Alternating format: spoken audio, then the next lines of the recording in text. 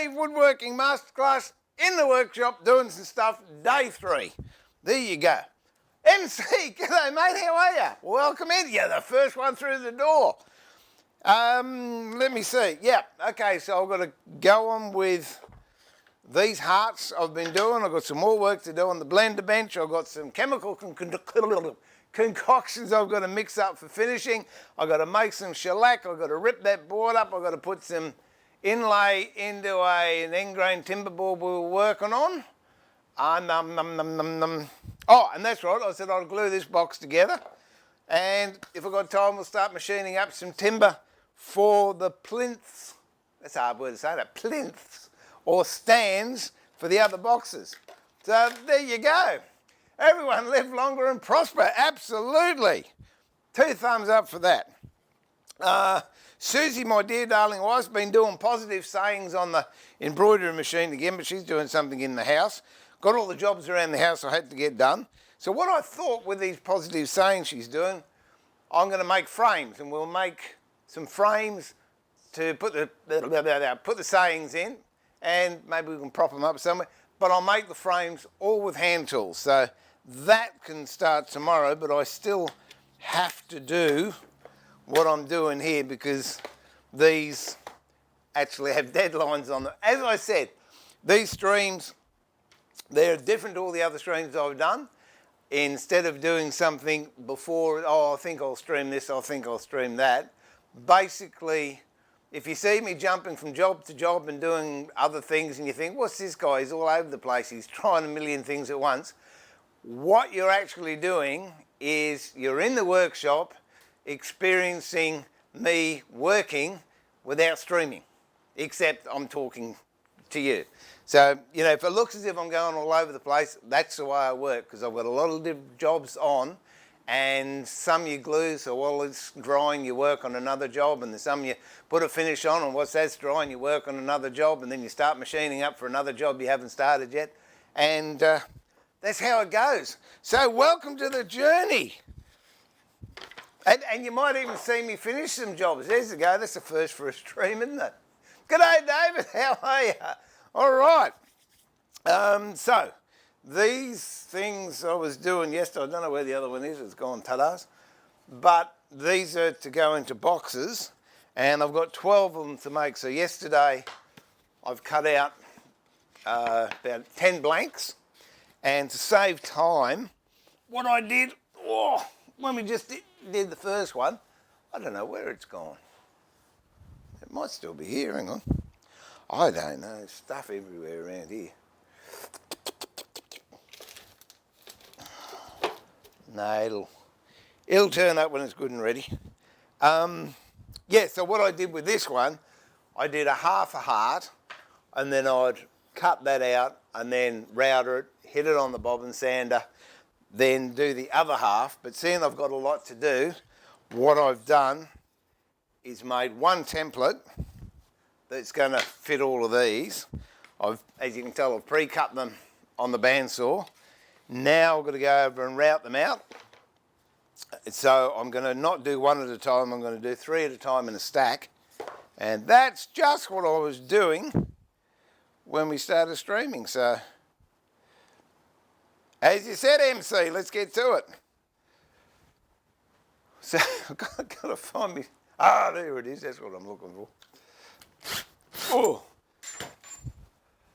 I'm going to find some drills. Have I got any drill bits? That'll be the next thing. Yep, should be okay. Okay. Now, what I'm going to do, normally I'd use, if I'm just doing one at a time,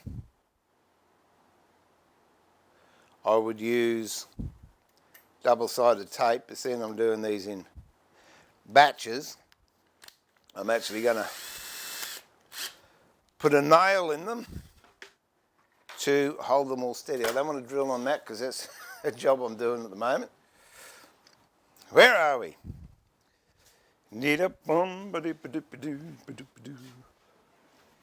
Oh, this will do. Then I'm going to put some veneer in that end grain chopping board we did yesterday. Got to do some more work on this one. A lot of things happening. So it'll be all good.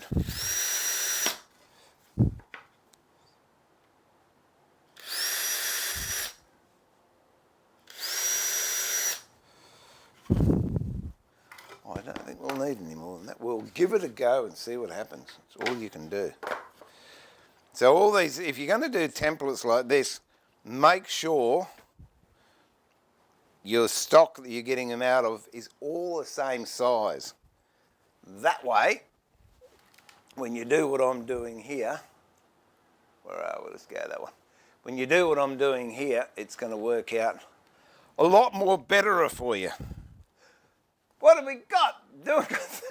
Thanks, Dave. G'day, Wombat. How you going, mate? Chad, hello. Good to be back with you today. It's good to have you back too, Chad. That's wonderful. G'day, Ray. Hey, Jeff. How's Steve? Mate, Bob. Have we got that the right way around? Because Bob did not give me a tummy rub, but he definitely got one. Plus he got half a Tim Tam, and he got to finish off my breakfast cereal. And no doubt he will grace us with his presence later on.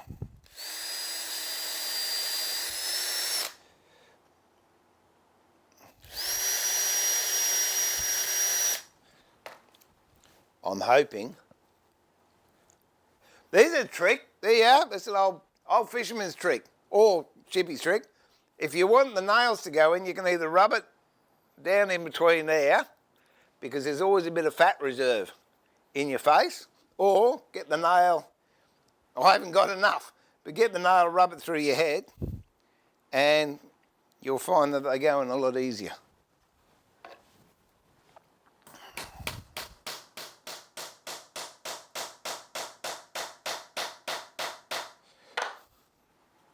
Oh, it's gone too far.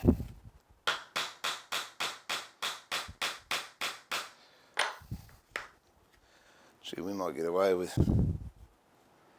maybe just 2 or 3 of these. Don't know. Let's try.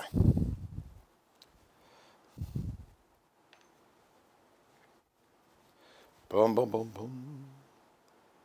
I don't know if this is going to be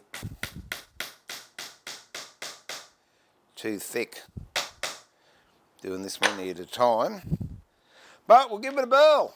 It's all you can do. Give it a shot. Oh.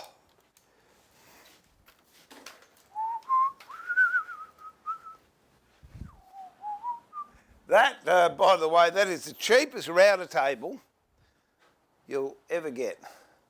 Cost me $2. It was either the cabinet I made up. It was an old filing cabinet, and then I just welded that blue steel onto the top. And then the router table itself cost me $2 scrap metal, and routed it in, and there you go. All right, where's me lug old cover-uppers? And we'll see if this is going to work. If not, I'll have to do 2 at a time. We'll see.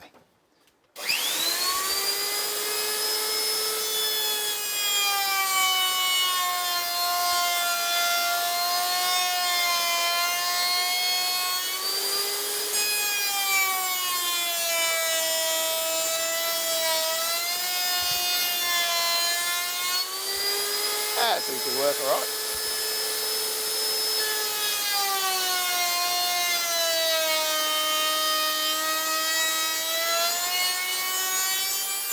Oh, you mongrel!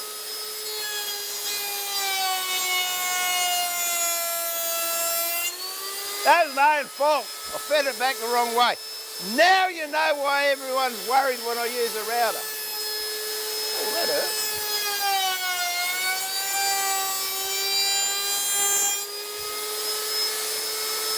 Yep, that's all right. La-da-ta-da-tum. Okay, we'll do that again. Well, dear oh dear. There you go, just to show you this is live and real. There you go.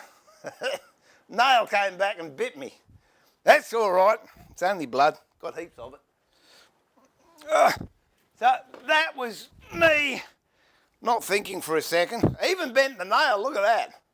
How good's that? Did you get that, Ray? You should be happy with that one. No, and that, yeah, that's a good demonstration on why you should not go with the direction of rotation on a router. So there you go. That's the lesson in how not to do it. Okay. So they're done. 3 there. Do another 3 here. Where's Max? Max would have loved that.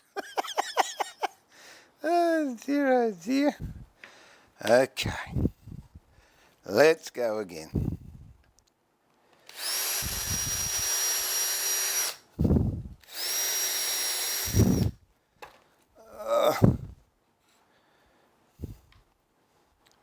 Whoops.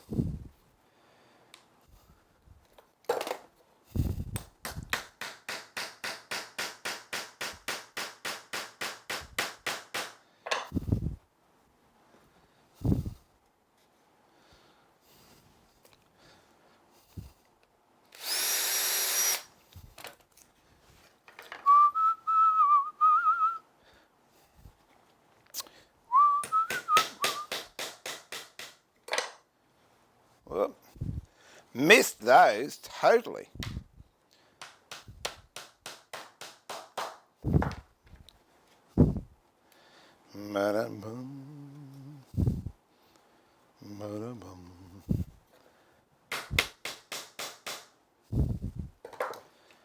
There you go. All right. We'll back over. We'll do it again. Oh, well, we won't do that again. We'll just go with the direction this time. Silly, silly, silly.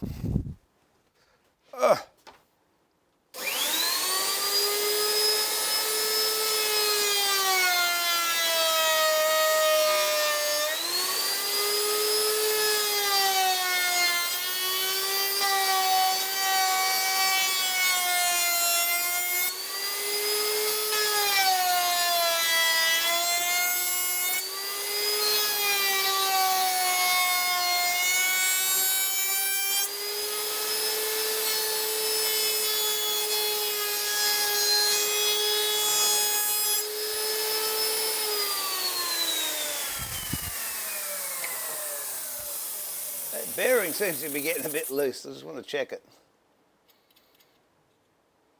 No, that's all right. All good.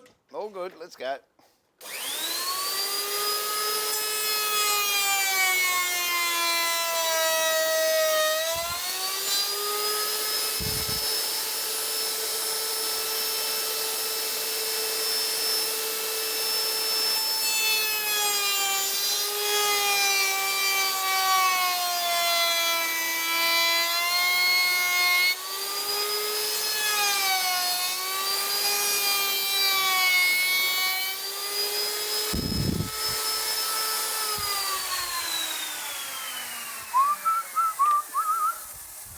Okay,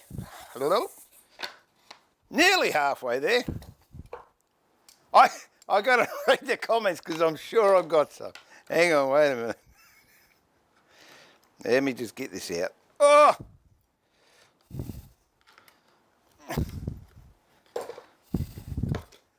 Six. Another 3 and then we got a 2. All good. Right. Capital letters, no less, Ray. Good morning, Max. Were you there for that? Oh, dear. Yeah, no, I understand that, Ray. I understand that. Oh, no, wood turning's not as bad as that. It's a lot slower, Max.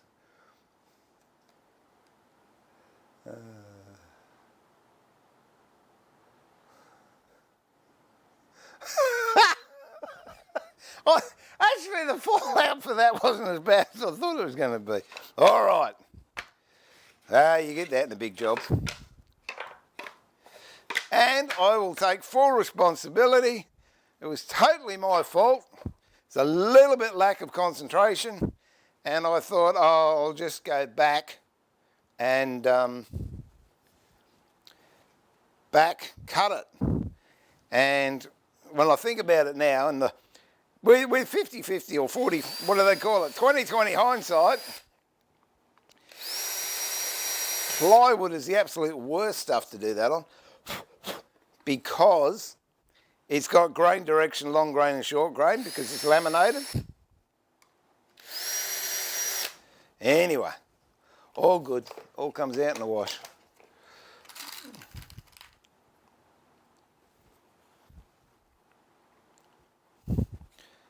Let's look at the positives. I showed you a nice way to lubricate nails before you put them in. Now that sounded like a bob. Is that you, Robert? No, you're not letting on if it is.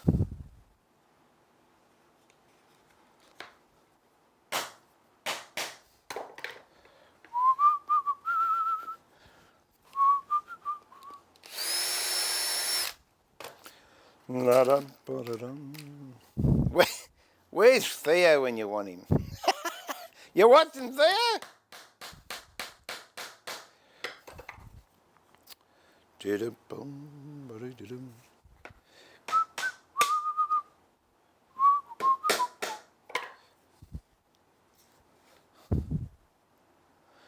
I have said it before in previous videos. This is woodworking masterclass, but not woodworking for perfect people that never have a mistake or have mishaps. Because they happen all the time. And now you're actually live, real in my workshop as I'm doing everyday work. You can see what happens. Okay, let's go over there again.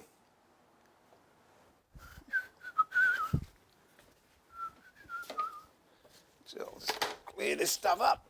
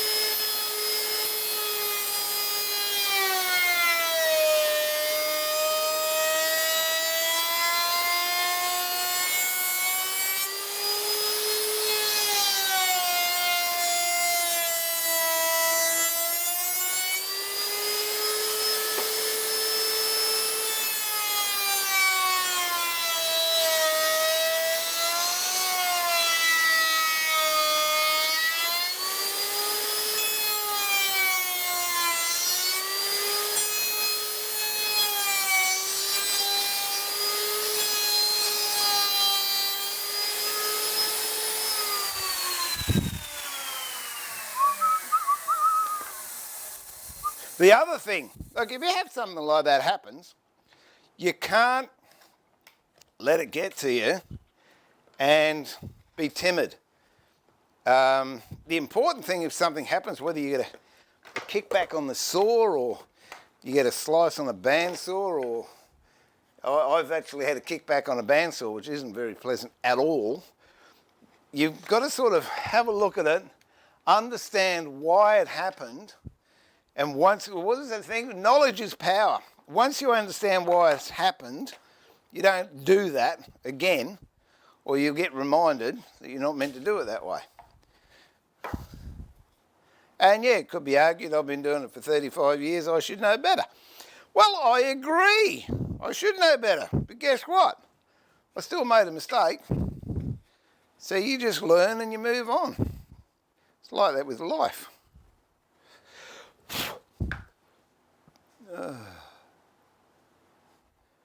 I guarantee you, the first time you rode a bike, you didn't stay on. Here we go. Boom, boom.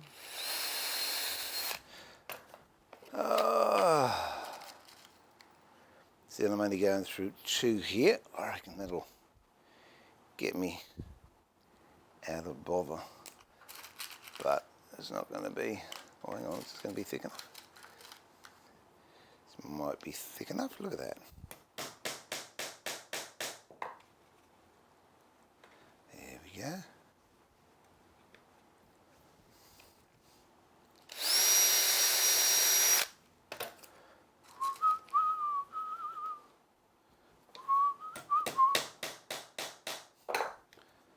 Okay, it didn't come through. We're going to do the last couple.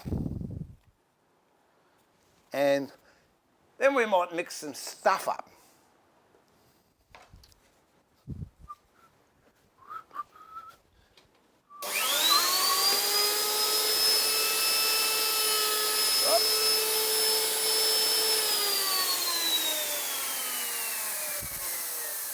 I've only got 2 there, so I've got to lower the bit down.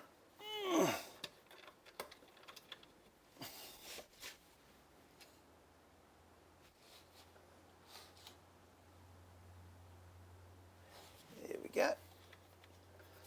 Or else you'd have another nasty accident.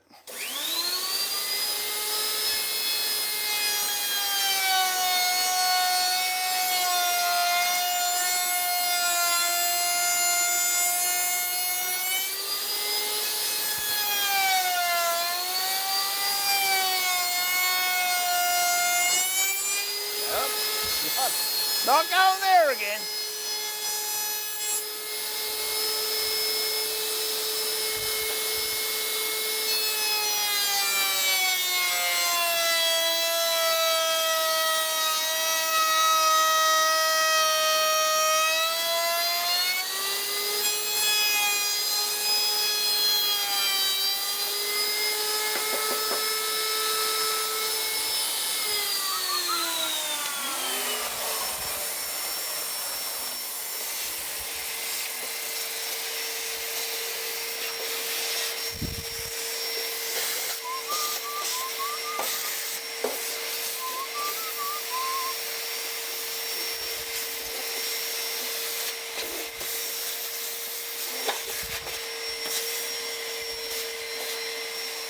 Okie dokie.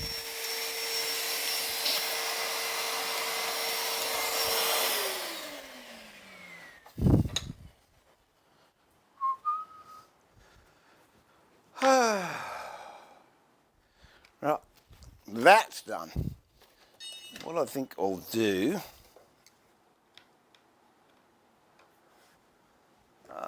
where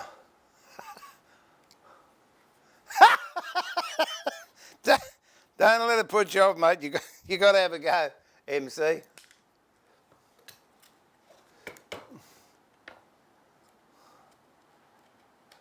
Oh dear, oh dear. Well, there you go, MC. You flew over a car using a round piece of cake compared to that. Oh dear. We'll cut those in half in a minute.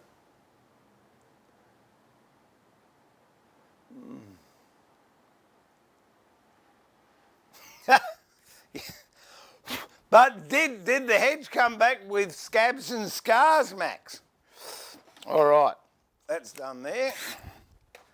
So the next thing I want to do is I'm going to number these, because through the stream or the working day or whatever you want to call it, I'm going to be gluing these together. Oh, gee, I'm having a good time here.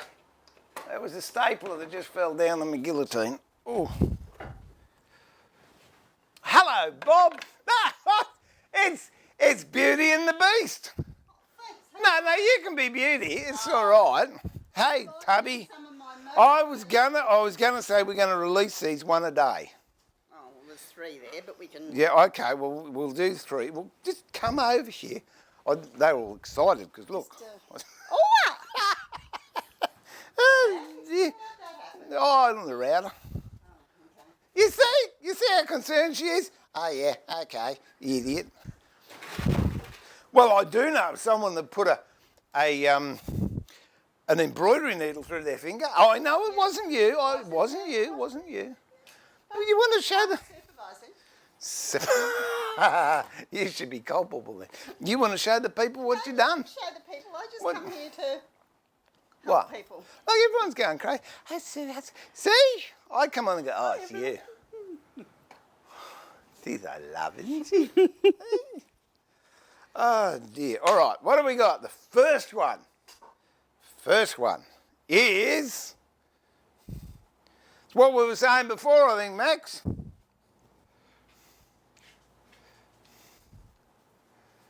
Keep going and growing. Darn fine advice.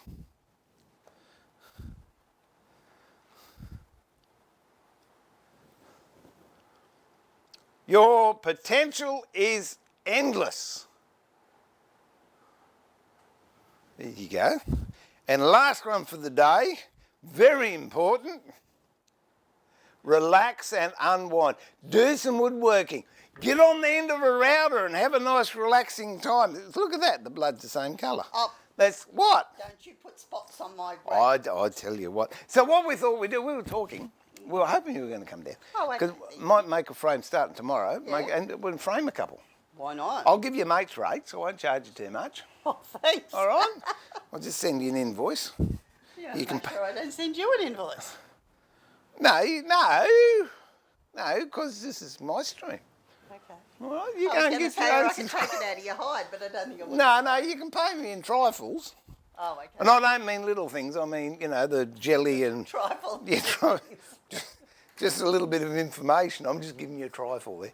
No, she does good trifles. We should bring a trifle down here and eat it in front of them. What do you reckon? I could do that. There's one made. Give them the bob. No, not now. I've got work to do. Oh, okay. Did you get that other stuff sorted out? Yep. Okay, no dramas. And I had a call from a little birthday brother. Oh, yeah? I tried to ring him. Oh, okay. It's in his truck. He is. 60 today. Tell him to have a rest halfway. Well, he said he was just turning around and he was coming back to home again. Yeah, my brother-in-law, he's got I think he drives double B, coal trucks. And he goes from Newcastle, that's in Australia, people that understand this, from Newcastle to Wollongong, what, 2 or 3 times a day? Yeah, possibly. It starts at least Sydney. Starts 3 o'clock in the morning and knocks off at 3 o'clock in the afternoon, 4 doesn't o'clock it? in the afternoon, yeah. Just big Kenworth he's got. So if you see big Kenworth full of coal, flying through the Sydney Tunnel doing $1.20. Say hi, Tone. G'day, Tone. How you going, mate? Oh, dear. G'day, T-Bone. What have we got? Hi, Sue. How are you? That's Max MC. Lucas, g'day. Jeff says, well, why am I reading your hellos? You can work, Beautiful job, Sue. Was that on me? G'day, Ray's on. Well, there you go. Ray wants a trifle. But, hey, mate, couldn't get it to you before Tuesday and the borders are shut, so I'm sorry. And if I was there for 14 days, I'd eat it. She is. She's an angel everywhere. It's T-Bone's birthday. Oh, g'day, T-Bone. Your birthday too. He's a musician in Louisiana. Ah. Yeah. Only all his gigs have been cancelled. Yeah. Yeah, but he's getting woodworking done. They've all been cancelled in Australia too. Yeah, and we're starting to shut borders and do all Yeah. sorts of things.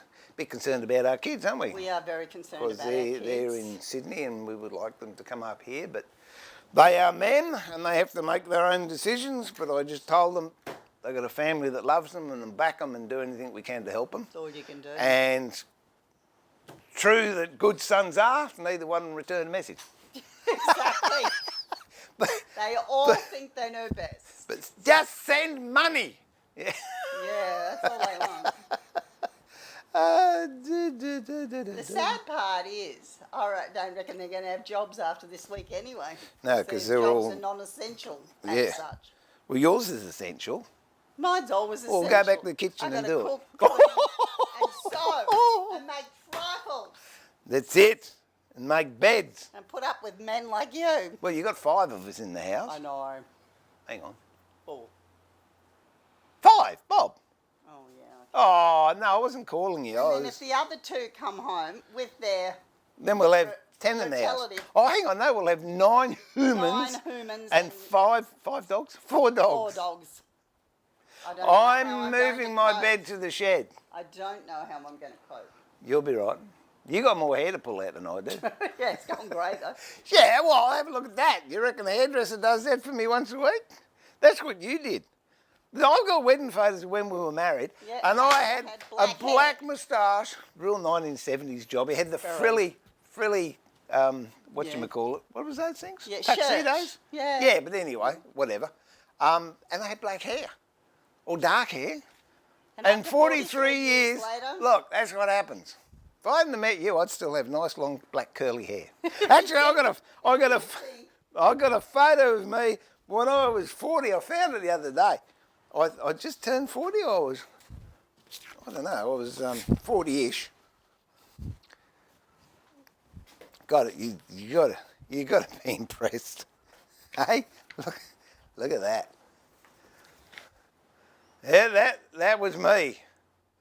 I don't know, 42. long time ago. It's a lot of hair ago, that was, wasn't it? Mm.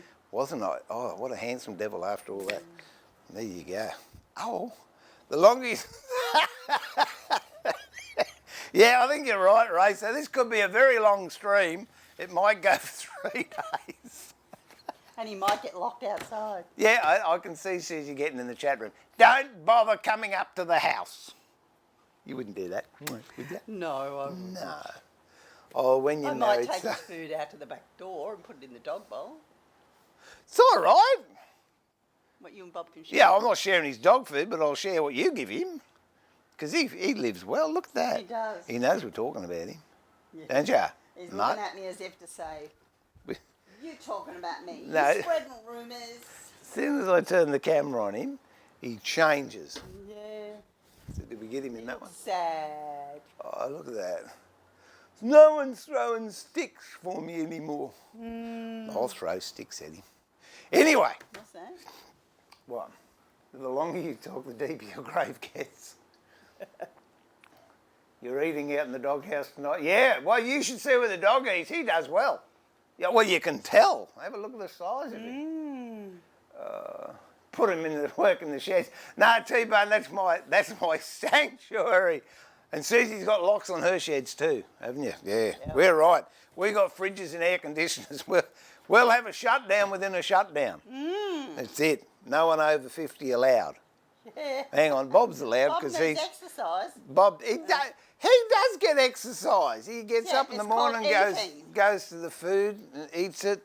And then occasionally he'll run down the back and go woof woof. And then comes back and wants food. Yeah, that's it. Anyway, bye everyone.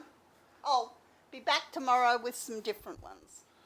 Yeah, I might not be back tomorrow. If I survive the night, I'll be back. So keep positive. Good luck everyone. Kiss and mooch. Dear. What would you do with that? Oh, you should see our grandkids when we have a kiss. Oh my God, it's the funniest thing. Oh, that's disgusting. You old people shouldn't do that. Ew. They haven't found the joys of kissing yet. Well, I hope they find someone younger than you. Well, I hope so too. Hey? I mean, even when I get And at least with a full set of teeth. I've got a full set of teeth. Thank you very much. I love you. I think you better leave while I'm ahead. I think you're better too. All right, Chucky. I catch you on. Yep. Eating is exercise. Yeah, T-Bone, you've done it all wrong, mate. You can get a bit of food. Hey, who was it? Was that Tango that said about... Thanks, darling. They're beautiful. I love them. Knocking off the wife's pastry brush to put glue on. Well, I didn't because she hasn't got a brush like that. But this is... Sorry, Bob. Hang on. No. What? Oh, it's a sad lot. They're having a go at you, mate. They are. but they loves you. So I went to somewhere and found that, and that is awesome. It's got a, you know, one of those floppy brushes there. I'm thinking of cutting that off a bit shorter, but then it's got this on the other end, so you can spread your glue around, and then just $5. $5. Hey James, I didn't see you snick in there. If you scan that photo and send it to me, I can claim. Seriously, get up here. I'd like that T-bone, but no, that's fine the way it is. I don't know if I want to remember myself like that.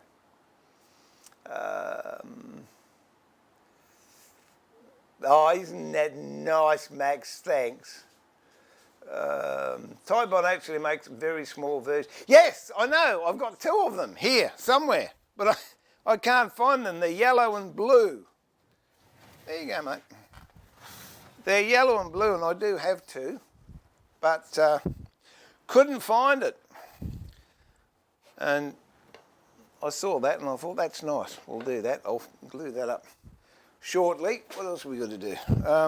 See, she's come down. I'm all disconfabulated now.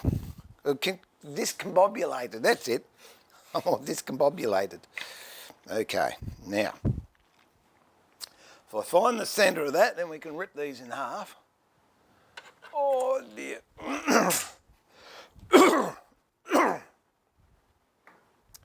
And away we go. Boom, boom, boom, boom. So what I'm going to do is just find the centre of this and then go over to the chop saw, drop saw, whatever saw you want to call it, and I'll set a stop up, then I can cut all these in half. But before I do that, I have to number them, because or else I will get them confused and they'll be different.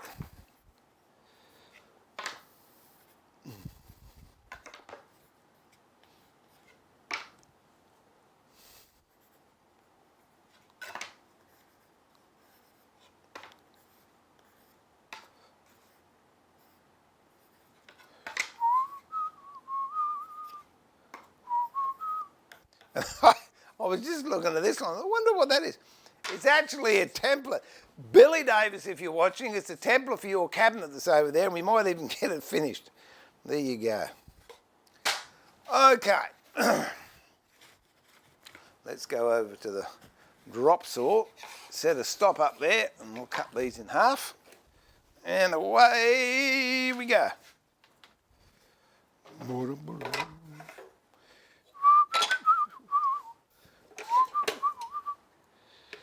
It's not super crucial,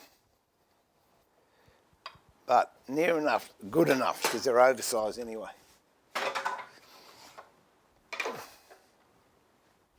How's that looking? There you go. All right.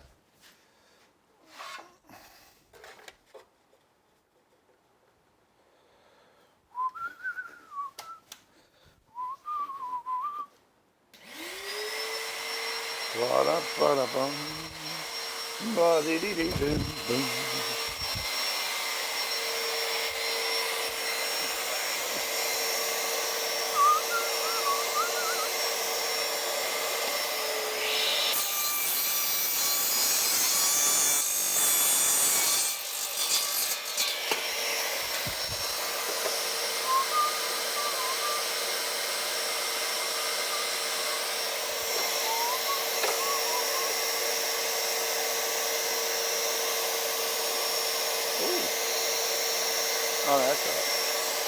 That is all right.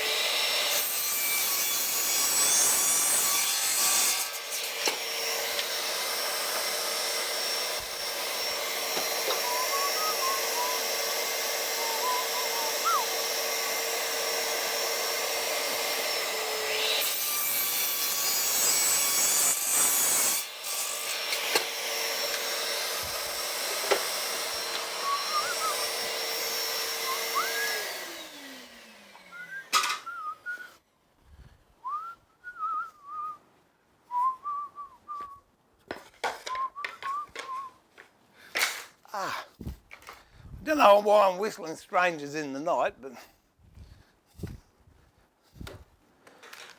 there we go. Well, I'll tell you what I'll do here. Where are we? Here you go. I'll put an arrow there. Bled live. What's the date? 23rd of the 3rd at 20. There you go. That's for prosperity. That's what I mean. Ah.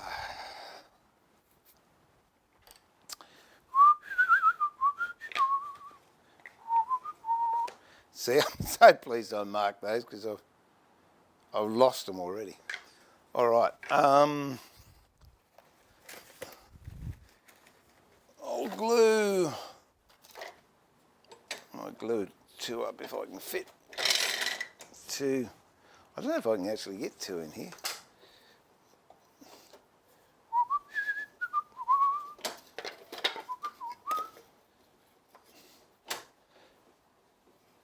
Oh, come on, come on, come on. Oh, look at that. I can do it. It's good. All right, so I'll put one in there and I can put another one in here. So that's going to be 2 clamped up every time. I'm not putting one on this bench here because I use it too much. All right, I'm just going to use Tight Bond Original because it goes off quickly. And that's what I want in this situation.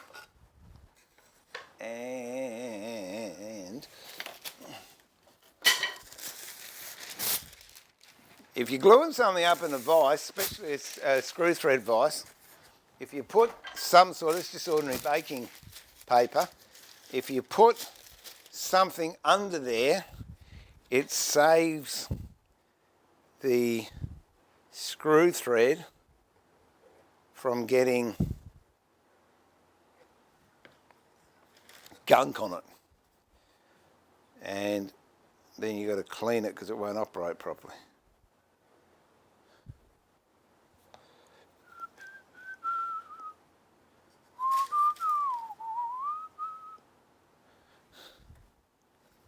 And in we go.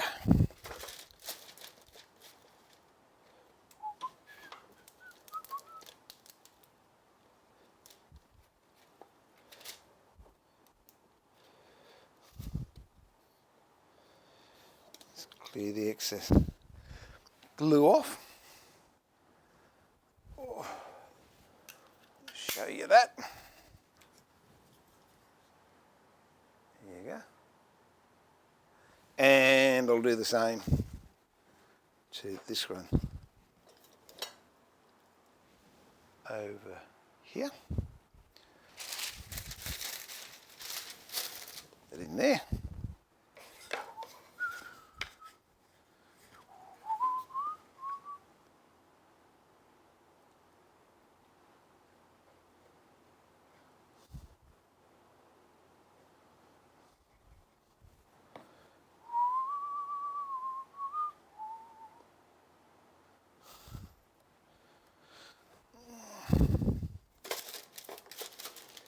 And I think in about half an hour or so,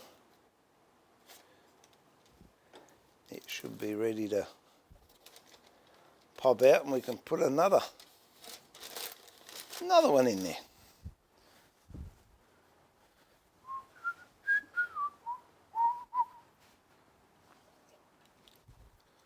Okie dokie.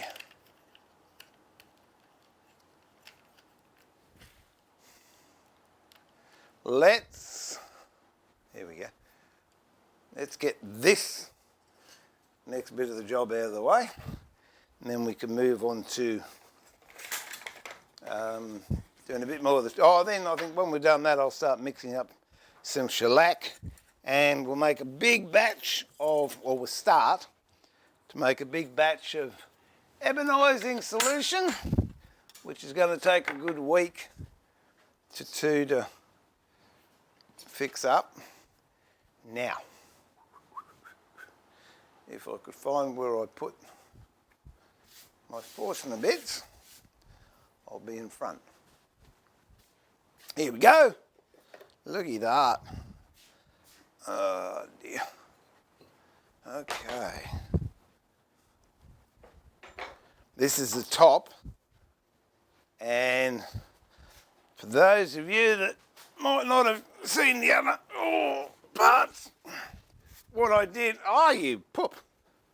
I put blood on it. I don't want to do that.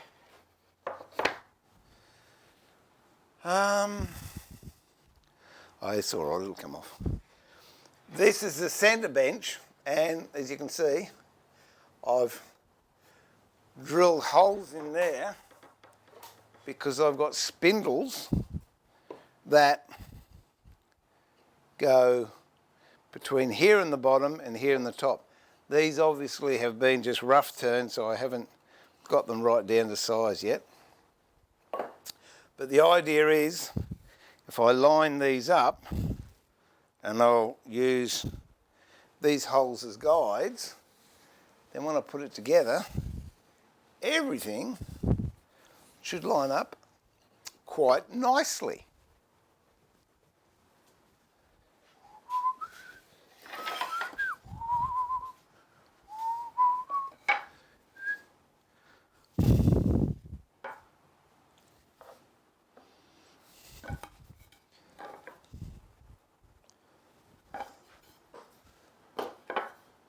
There we go.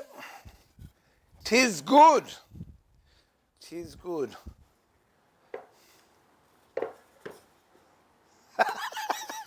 Ray, you lucky I'm not sensitive. Okay, what are we up to? It's James's birthday today too. I think we should all sing happy birthday to James and T-Bone.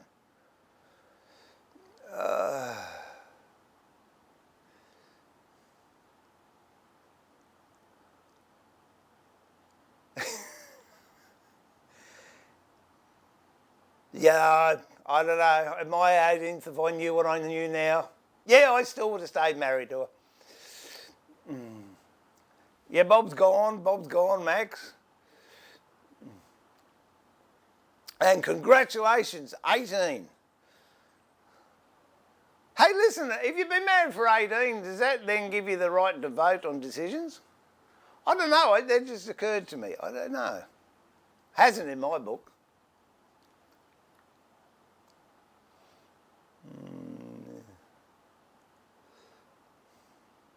What do I think of Metabo tools? They recently appeared. Look, I don't know about Metabo now. That saw, there you go. Look, see, look at this. This saw I've got over here. There you go, Metabo. It actually is. It used to be an Electrobecken, which was a German machine, and then Metabo bought them out. And I believe it's still made in Germany. No, motorboat, we used to call it motorboat. Metabo, good gear. I had one of their sanders for, years. But I guess it just comes down to, the quality control. And not necessarily where they're made, but definitely quality control. Now, I'm just going to mark.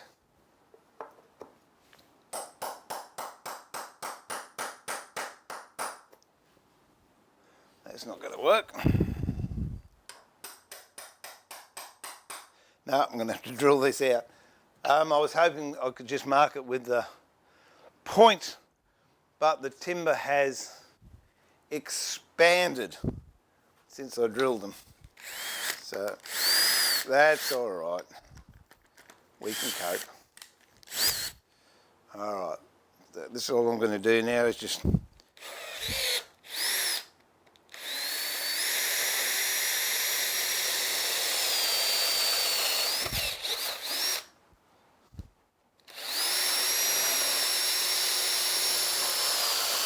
I'm being very careful not to move the top.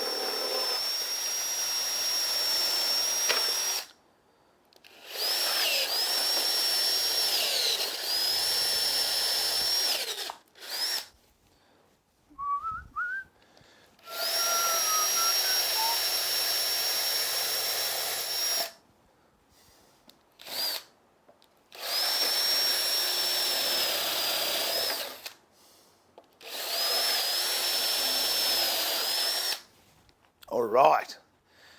I'll just check those before I take the top off. It's all good. We'll take the middle out. Okay. Oops. Smacked me GoPro in there. Oop.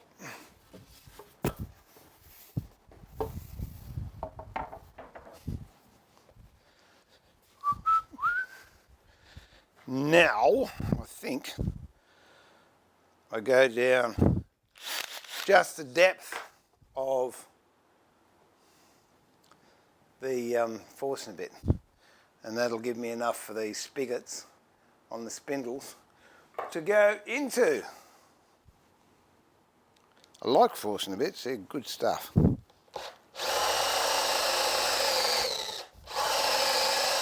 There's my battery going. Ouch.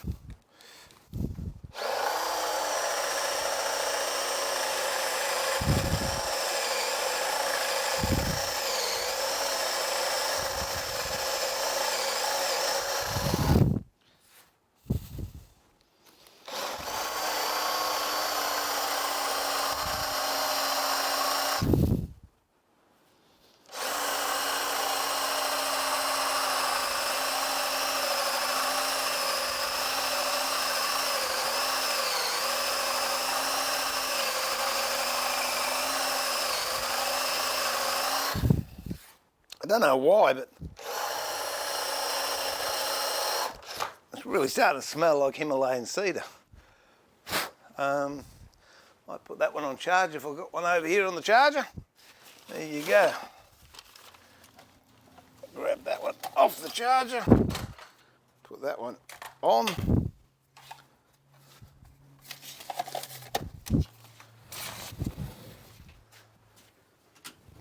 That'll be charged soonish, I hope.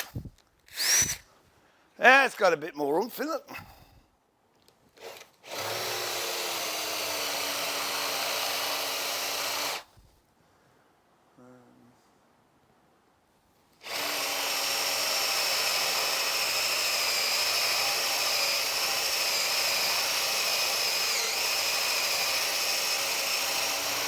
It would be lovely to be able to do this on the drill press, but it's too big to actually go there.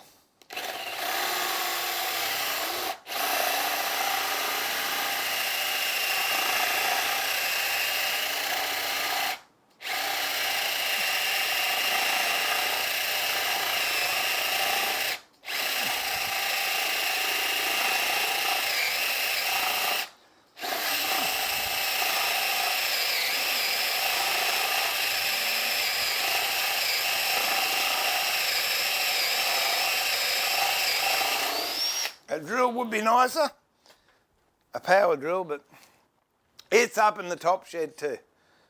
So that's getting a bit down. What have I got any other? I've got a heap of these batteries. Just finding the darn thing. What have I got? 3 to go. Oh, I might be able to get through them all. Let's see how we go.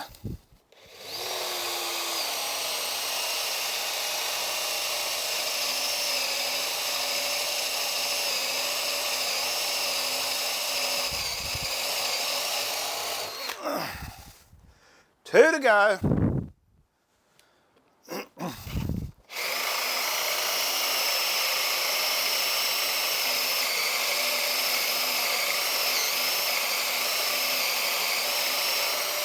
One.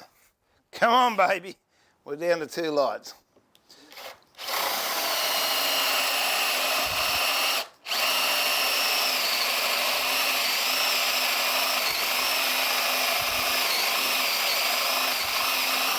Yeah, that's good. Hot too.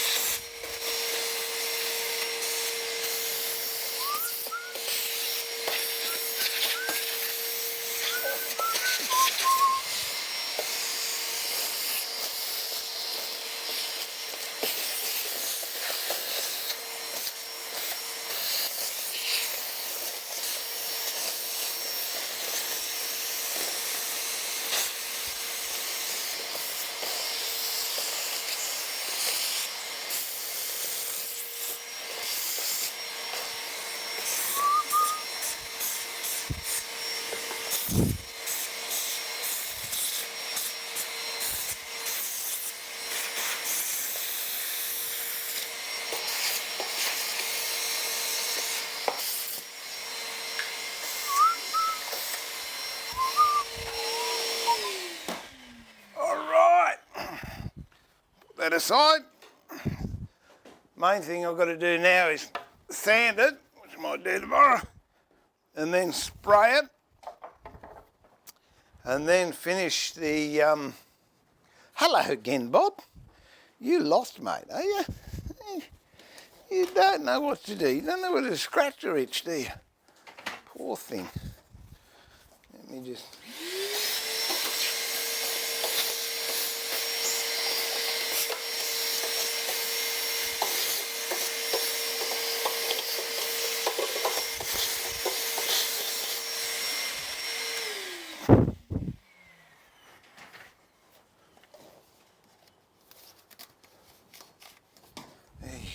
Good. You good chap. Okay. Let's do some ebonising solution. Come down there.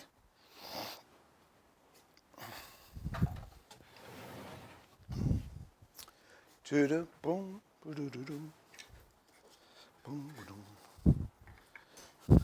The thing I don't like about this one, keep putting stuff where I want to walk, but it's all right.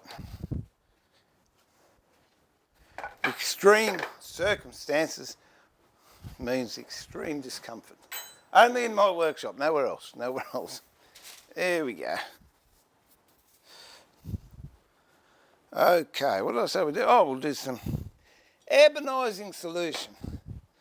Alrighty. Might have some here. Oh, look at that.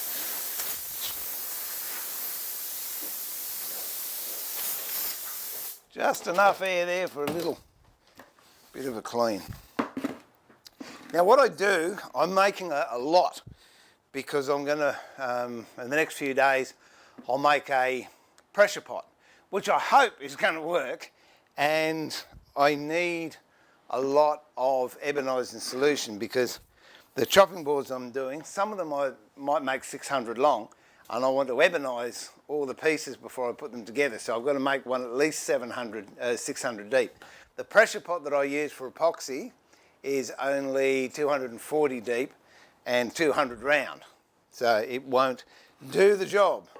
So I've given it some thought and bought all the bits and pieces a week and a half ago.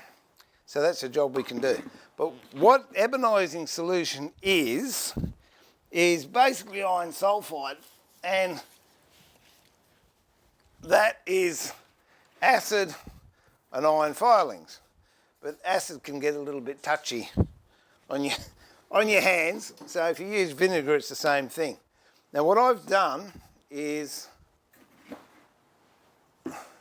that's rusty old steel wool. And I rust it on purpose. You can either get it, you buy a bag of steel wool. This is fine. This is 4O steel wool. And I soak it in water. Well, I put it in water, totally immerse it, and then just bring it out into the atmosphere and leave it for 2 or 3 days so it starts to break down and rust. And that actually starts to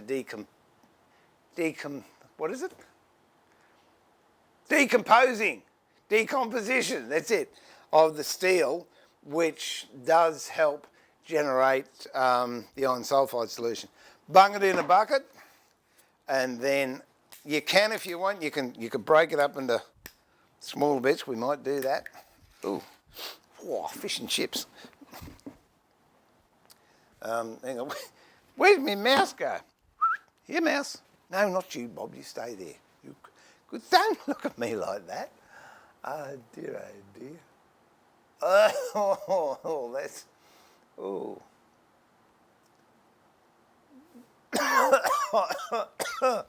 Oh dear, oh dear, it gets down your throat. Yeah, mortise machines, you got to get in a square one or a round one? Dennis, square mortise or a round mortise one? I've got a round mortise one in there, but not a square one. I think Jet did quite a nice one, if they're still doing it. Oxidising, that's it. Yeah, you're right, James. Blech, give me a tickle down the back of my throat. All right, so, I mean, even that, I've got dusty bits of rust down the bottom.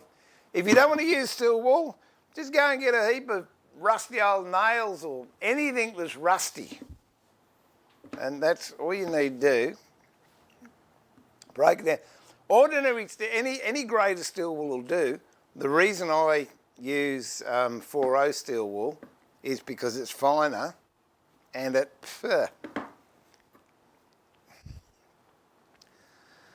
breaks down easier. I was going to get the grandkids to do this. This is one of their science experiments. Oh, and I left the lid up there. Be warned, it smells.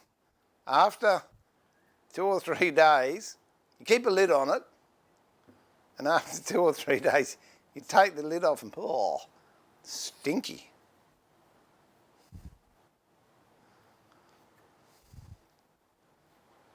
But it's cheaper than buying ebony. Although I've got some. Okay, here we go.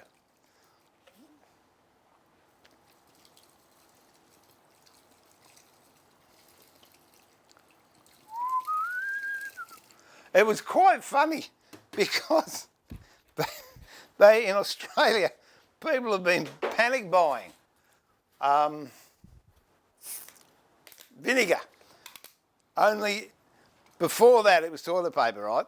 And I went into my local grocery store and bought 6 litres. All they had on the shop was 3 bottles of vinegar, and I bought the lot.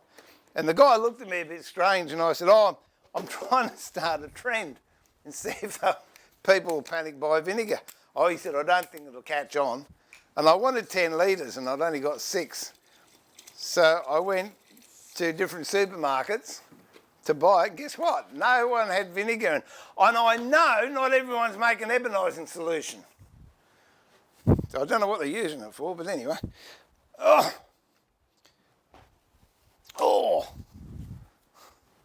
And that is it. We just leave that sit maybe a week, maybe 2 weeks, I don't know. We will check on it almost daily. Well, so that's 6 litres. Yeah, we'll see how we go. I'll put another couple of litres in there later on. When it's all totally dissolved, I then strain it through a coffee filter, and you end up with something pretty close to the look, definitely not the taste, but the look of cold tea. And you don't want any solids in there, so any of the dirt or rust particles that are as a result of doing what we're doing. Now, I think I'll put another couple in there. You don't want them coming out on your job.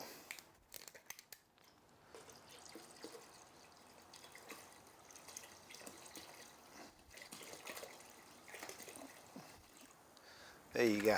So you can imagine, you wouldn't want to try that with acid. I wouldn't want to be playing around with 6 litres of acid. And Ray, just in case you're wondering, no, I'm not going to put this hand in there. Not even for you. Okay, the other thing that promotes it is, and we will do it at some stage, if it's getting slow breaking down, what I then do is take the steel wool out, and again, just let it dry for a day, and it'll rust like you wouldn't believe. And then you put it back into the solution, because that's what you want. You want the iron content out of it. In fact, what I've done here, it would ebonise now, but I want a good, strong solution. Now, I'm not going to use that handle, I don't trust it. I'm only allowed 1 accident a day, and I've had that. I'm going to put this over here, and I'll get a jar and we'll mix up some shellac. Which, if I can find a jar, there we go. There's one there. Beautiful, just what I want. Oops.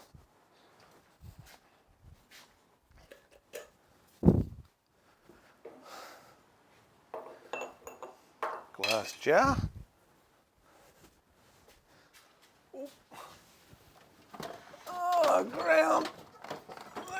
come down and hit me on the head. There you go. And some DAA, which we got.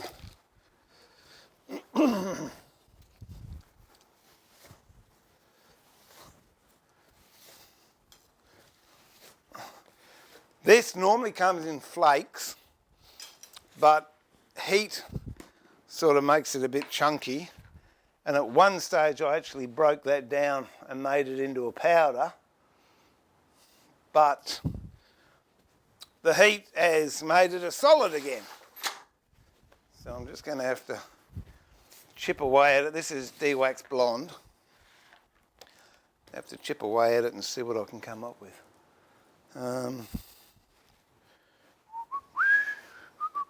Oh, where's Brian? I'll use one of my multi-tool chisels. Oh, there we go.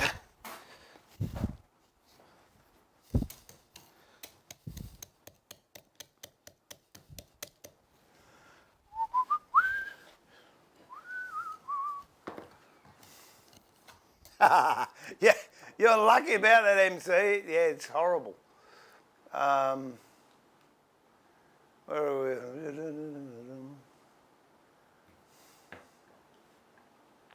Oh, yeah, remember that day, Max, you were there when I sprayed that hot glue that was putrid? Oh, I can't remember. Was Theo there that day? I don't know. It was a while ago. Oh, that was on Twitch, wasn't it? What I actually need is a mortise and pestle. Tell you what, I got one. That's what I'll do. I'll go and get a mortise and pestle. Go to play I Spy. Be back in a tick. Come on, Robert. Come on, mate.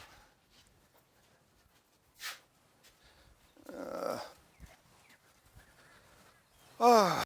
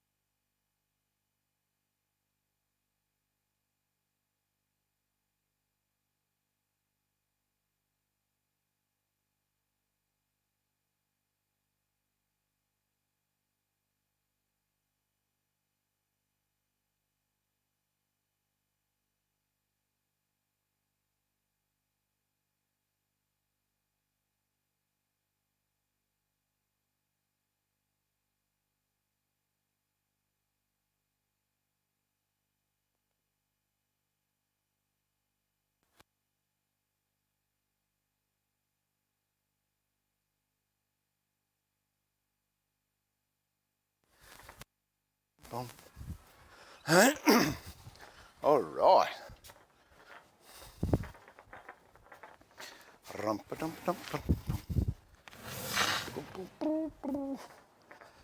Oh, here we go.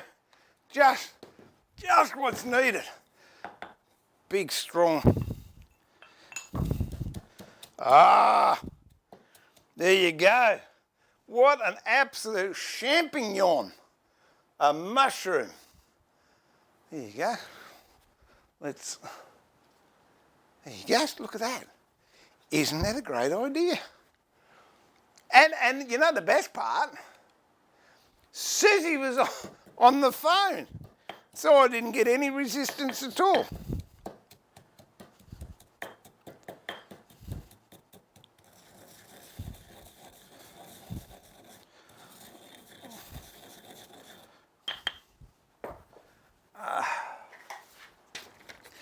I was tempted to pop into my stream and talk to myself.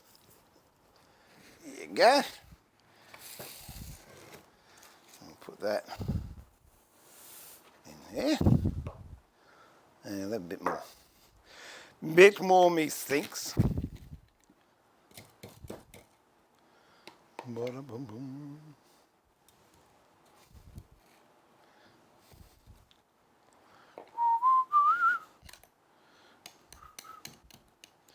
That might do. Crush him up. Who would have thought you'd use a mortise and pestle in woodwork? Well,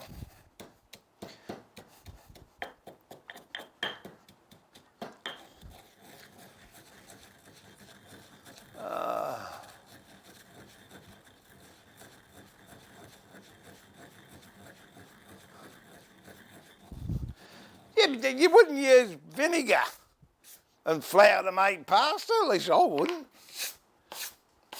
And I much prefer to have eggs in my pasta, thanks very much. Anyway, where are we up to? Oh, I'm happy. Just go and send the penny boy. I saw one in the shop the other day.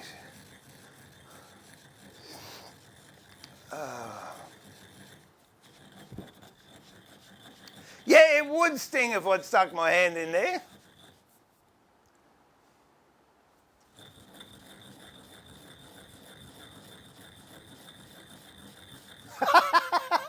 It doesn't take much to turn you off someone, does it, Jeff? I'm sure you'll give it a good crack, though.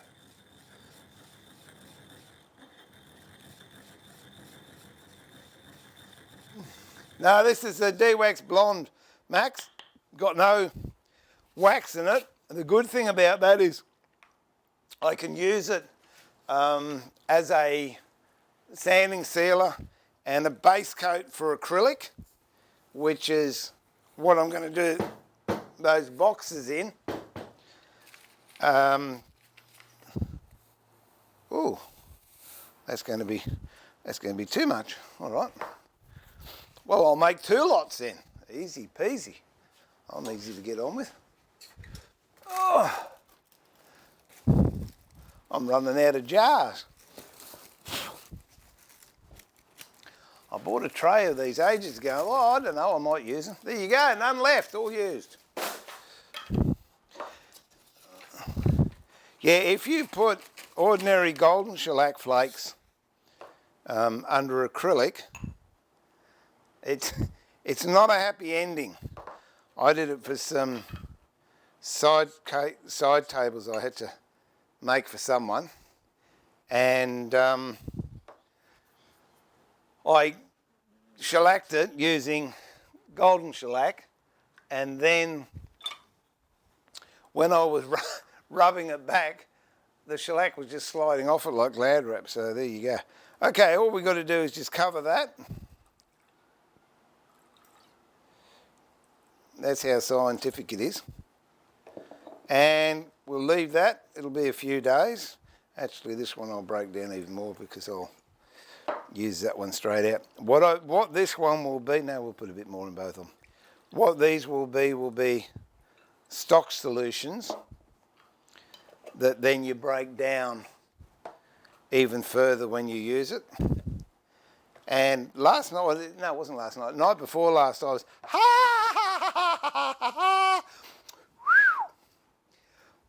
just for the uninitiated, pure alcohol on an open wound stings. Yo! Anyway, that was, oh, Jupiter. That was exciting. Yeah, I was thinking how I could do these hearts that I'm doing with the flock on them, and my concern was if I use a brush, some of the fluid can leach into the flock and go down, it'll discolour it, it makes it go hard and it's horrible. And then last night I thought, you idiot, why don't you just use a French polishing rubber? So, in the coming days we'll do a bit of French polishing as well. It's all happening here. I don't think I'll take that back up to the kitchen because, I'll use it down here now. That's it, I'll snaffle it. It's mine. Oh, crikey, it's heavy. I think it's granite. I mean granite or marble. All right, we'll put these up and we'll check those each day. And I reckon maybe 3-4 days we'll be able to use it. So that's it. That's how you make ebonising solution. And that's how you mix shellac.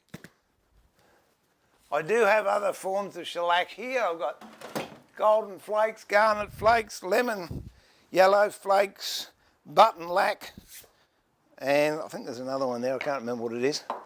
But de-wax blonde really is the one I use most of all because it keeps the clarity of the timber you're using very nicely.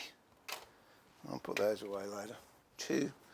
All right, what do we do now? Let's move on to, we'll start working on that end grain chopping board.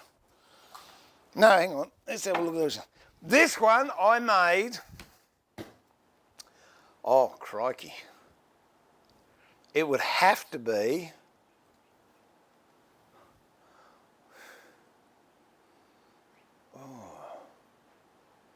80, when I get to the army, 81, 86, 88. I reckon 1988.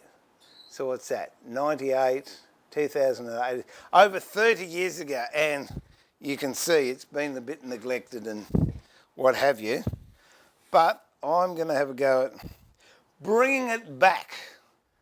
So what do you want me to do? Use a drum sander or have a crack with a hand plane? I know what you're going to say, but I'll ask you anyway. Drum sander or hand tools? Where's my mouse?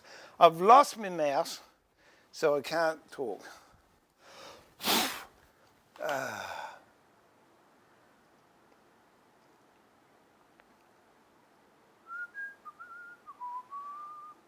Oh, Mike, way back at the beginning, thanks for answering your question. Not a problem, mate. You got any more? Mike sent me, I hope you don't mind this, I'm not doing it to embarrass you, but Mike sent me some pictures of some marquetry he did.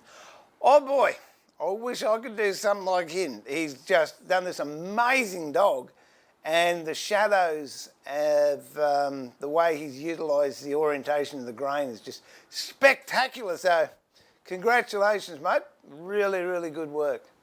And if you're just starting, I'm really looking forward to seeing you a little bit later on because you've definitely got a gift there, my friend. You're looking ideas for an electric square cut mortise machine, just looking for thoughts on that. Yeah, as I said, I think Jet have a nice one. Where are we? I'm getting down. I just saw those answers. I'm working my way down there. Whereabouts do you live here in Australia? There's a company called, give them a call. Oh, you still have to return it though, Steve. She'll... No, I'm not telling her. Not saying a word. Don't you tell her either.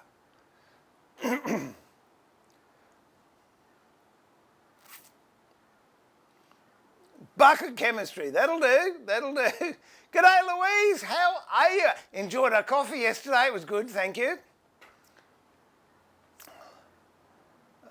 Hand plane, drum sander, thanks Louise. You're my friend. I want to see one of those drinks, Steve. I want to see one of those drinks. Which drinks? Oh! I want one of those drinks. Yeah, I'd like one too. Better get another order for the... No, not going to happen, Max. Shush. Oh, thanks, Louise. All right. Well, I don't know how we'll go. I tell you what, have I got it? I'm a bit thirsty. I'm looking for a glass. Does I have... Oh, there we go, my old faithful. Look at that. I'll just shake all the cockroach muck out of it. Oh dear. Yeah. Here we go. My lost trades mug. Now, I've got to get to my water cooler now. Whoa. Everything's genuine here, even the old man noises.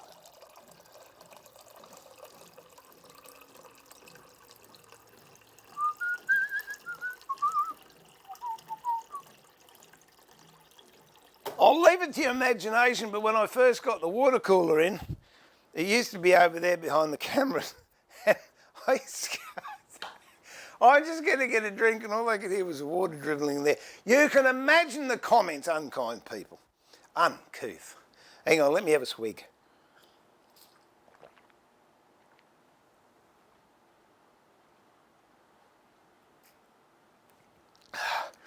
Steve, seems there laws be against the grain. Well, I guess you're right, because this one wasn't thought out. Normally, if I'm making one, I think it out. And I put them so the grain's running the right way. How am I going to go? I have just, honestly, it's amazing. I've drilled holes here, and anything I put on this bench never lines up with the holes. But doesn't it matter? We have the technology. We can do it. There we go. All right. I don't know. I thought that was going to be the case. People would demand that. So I was honestly going to sharpen the planes this morning, and I never got around to it. So we'll see. We'll see. I might try number 7 to start with. So what are we going to... about that one there. If I'm going that way, you can see. There you go. And, we might even... What's all cam's going to look like? There you go. Look at that. First thing I've got to do, very, very first thing, see if there's a woof in it, and there's not. If it had a bow or a cup in it, I would go on the other side first, but that's pretty all right, I think. Oh, no, we might flatten the bottom first. Why not? We'll flatten the bottom. That's scungy, isn't it?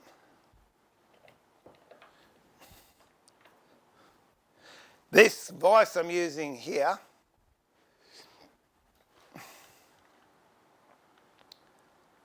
that tail vise, it's an H&T Gordon end vise. Brilliant bit of kit, and Terry is still working all the way through this, because H&T Gordon is a family business, and he's got his family in working with him in the factory. And it's a small business.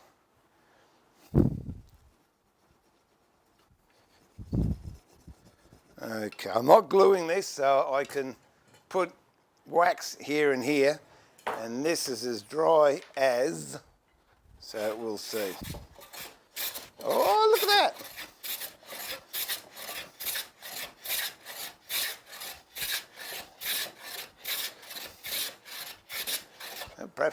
Perhaps my plane wasn't as dull as I thought it might be.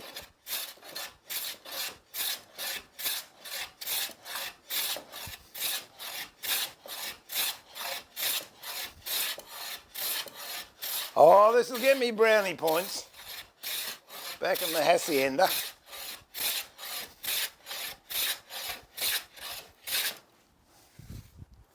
Look at that. See, you don't need suave, sophisticated equipment. All you need is a sharp blade.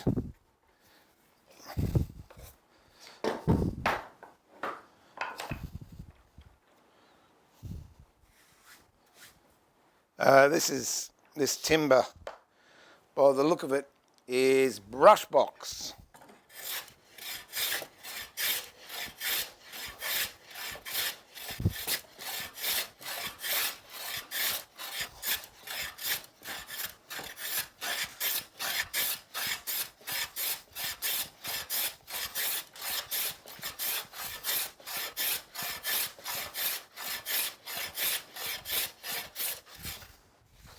Look at those lovely shavings coming off.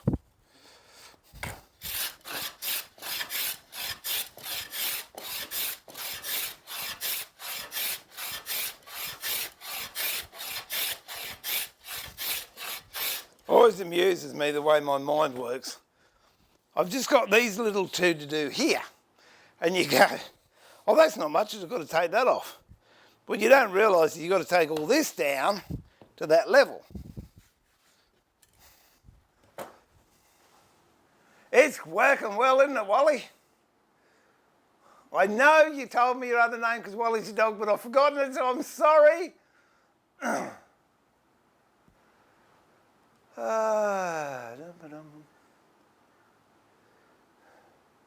Oh, you got that right, MC. I tell you what.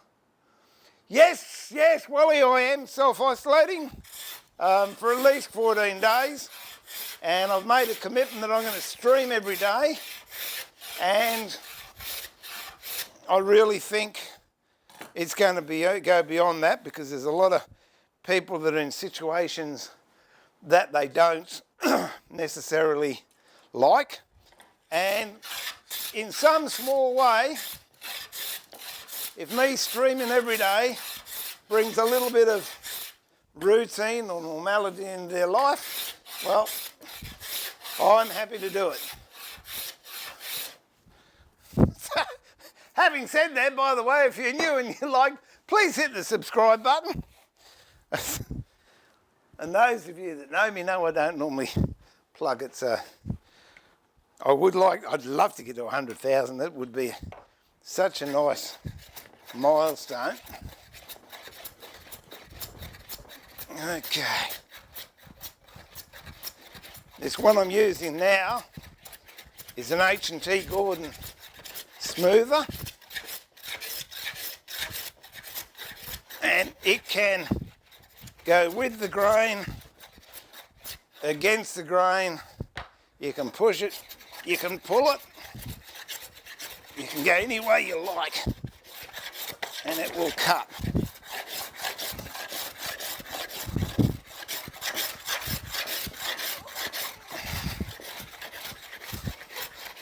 I love it if I've got a big job to do, because I don't get stuck working in the one direction.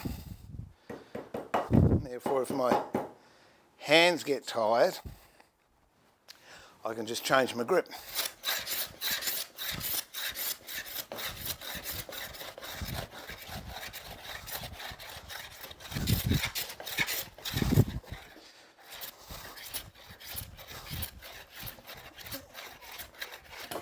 Woo! That was nearly an accident.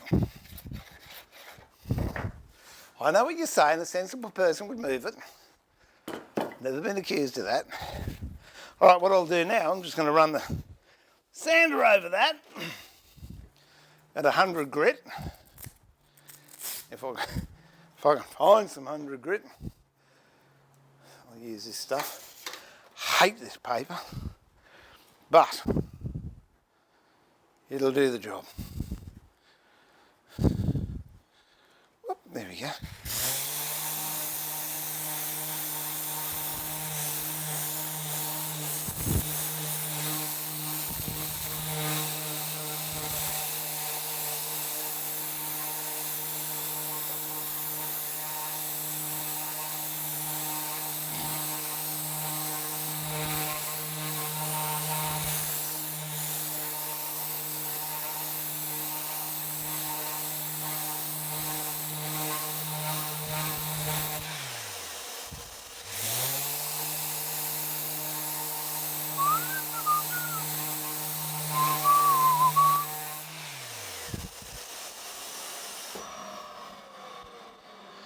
There you go. Do the other side now.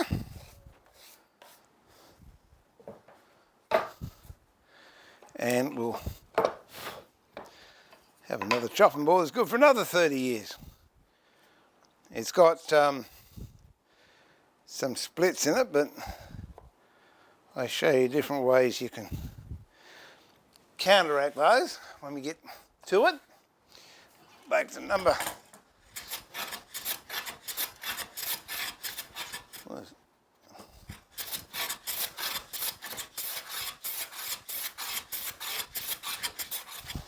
I tell you what, that has got a big dent in the middle where it's been used.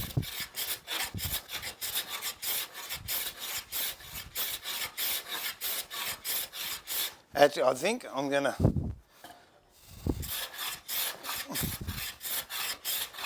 I'll see how big it is. And I might go and whack it through the thickness. But if you don't mind watching me do it, I'm happy to do it. Oh, no, that's not too bad. We might just pull the heavy guns out. What do you reckon, Ray? Go to number 8. Oh, dear. We'll get the big fella.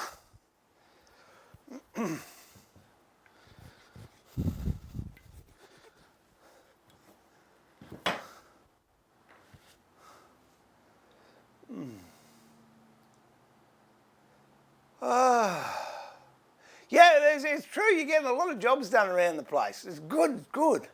See, out of adversity comes good stuff. I like the way you think, Dennis. I do. I like the way you think. That's it. Coffee pot should be number 1, followed by a fridge. Depending where you live, an air conditioner is really nice. And now I've got my new solar panels. I'm running this air conditioner, and it's not costing me anything. So I'm happy with that. Ooh, that's meaty.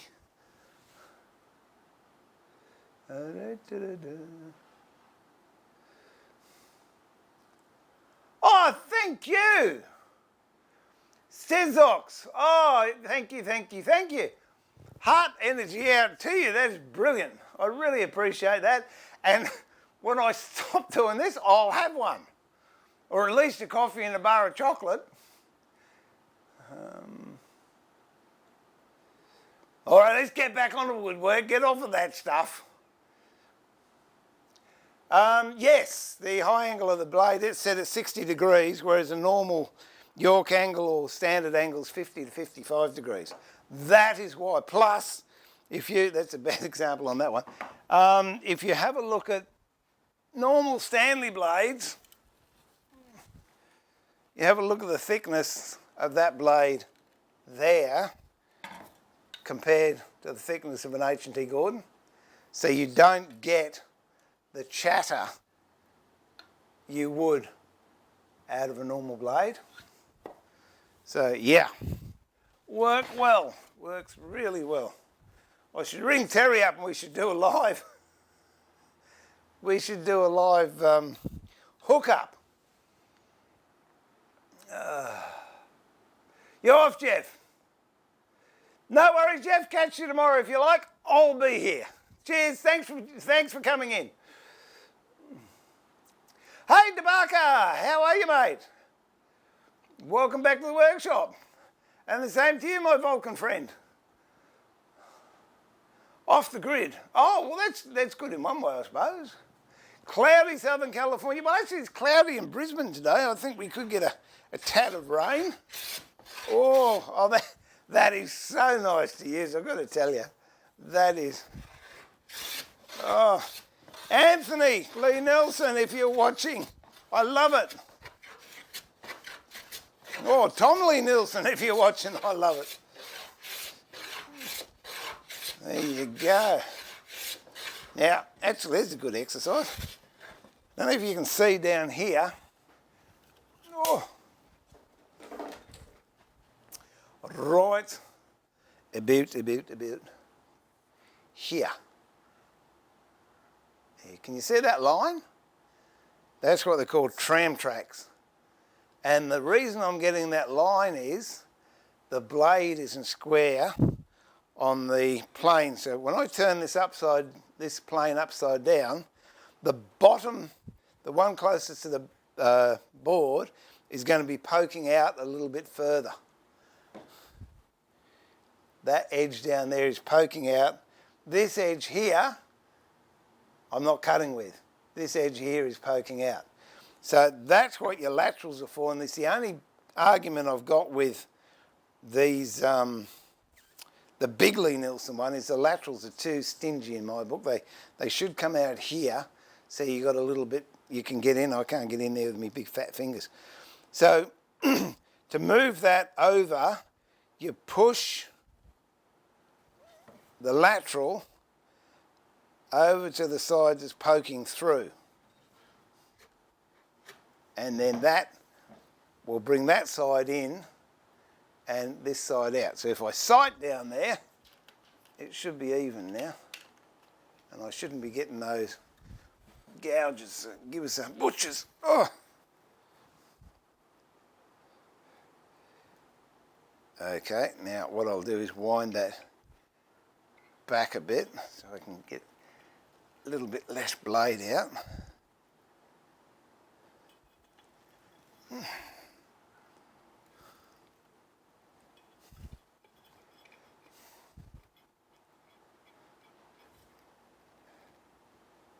There we go. It might be too much out, let's see, or too much in. Okay, we'll just bring it down again a little bit. Only a fraction of a turn, but if you have a look, I don't know if we can do it. No, I'll try and take it out. When I'm cutting now, you'll see the shavings actually plain cam. You'll see the shavings coming out of the middle. Before, when I was getting those tram tracks, shavings were coming here. So hopefully now when I push it, the shavings should come out of the middle. See that? So that means it's set. It's not digging in there and it's not digging in there. The majority of times when you have problems with planes, it's all it is. It's just a fraction of an adjustment and you're as good as gold.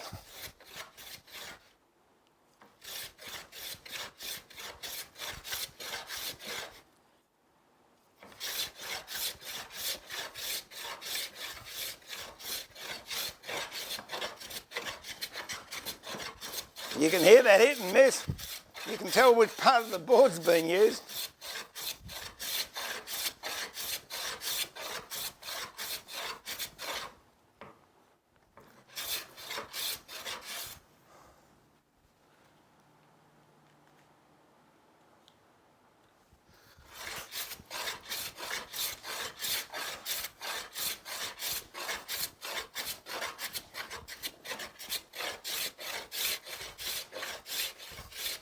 Okay, you can see that part of the board is a bit that's been used all the time and therefore it's deeper. I'll give it another couple of shots. If it's too deep, I'll quickly whiz over to the thicknesser and take 1/2 mil off. Because there's other things I want to do today too.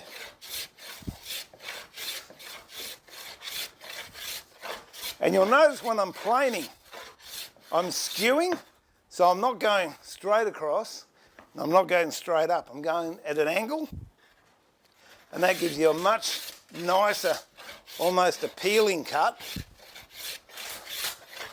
and you'll find it won't tear grain out as much. You might still get some tear out, but not that much. There you go, look at that. Nearly all out.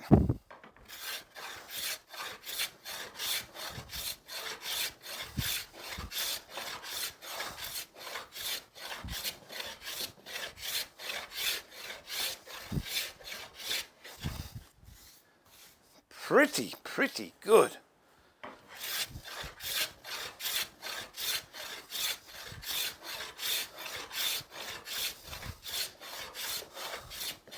And I don't know what that took, maybe 20 minutes. But if you've got a favourite chopping board, you just redress it. And it's, tell you what, it's a great excuse to go and buy yourself a hand plane. Just tell whoever you're sharing your house with, You got to buy a hand plane so you can resurface the chopping board. Okay, that is pretty good. I'm not worrying about that. And you get a workout. Oh, lucky that's heavy. It's 10 pounds, that one. You get a good workout, which means you don't have to go to the gym. Let me just clean all that stuff off. Oh, good on you.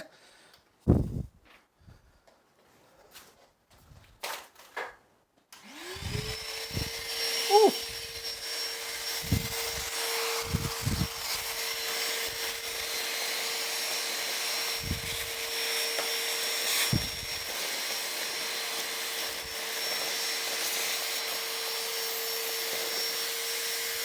I don't know why I'm doing that. I could just put it straight in the garbage bin, couldn't I?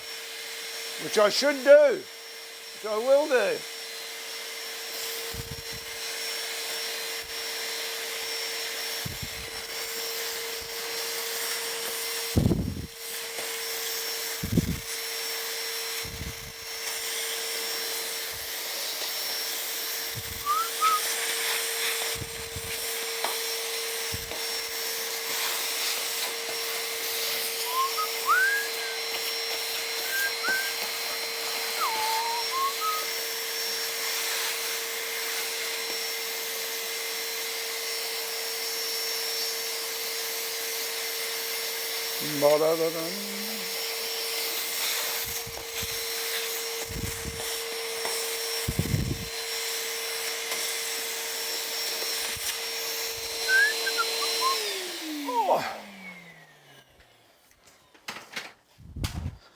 All right, all I've got to do now, which I shall do shortly, is shoot the edges and shoot the end grain, give it a sand, and then we'll put a router over it.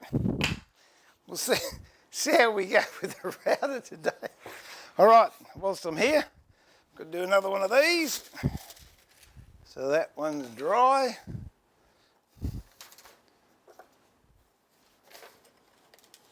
Whoop. And this one's dry. So get another two. And this is how you end up working on multiple jobs. And then all of a sudden all these jobs become finished. And you can't remember how it happened, but you're also very pleased that it did happen. I've got another chopping board here I want to do some work on, not today. Later on we'll do that. Where's the glue, Harry? There we go.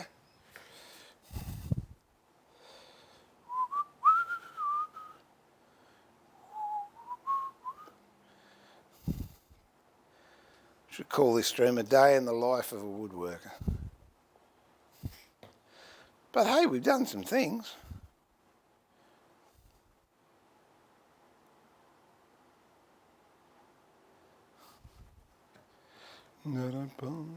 The only difference between me doing this and me doing it by myself is generally, if I'm by myself, I've got music blaring out.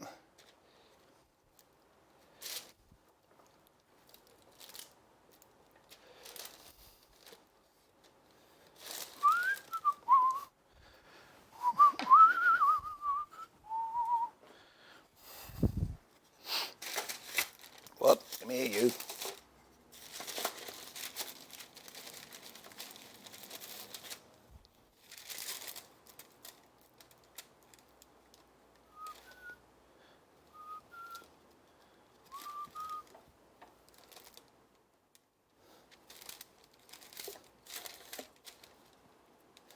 Okay, it's another two of those done. All right.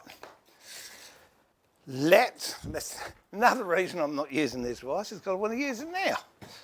Now the grain on that is going that way. So that can go in the vise like that. And yes, I will remember to put water in it today.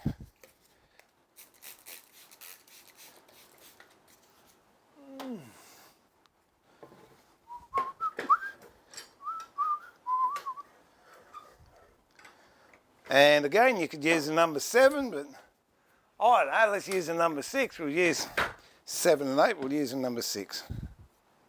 Hopefully. That's going to be okay. A little bit more. Oh, crikey, that's at its fullest. Something's not quite right there.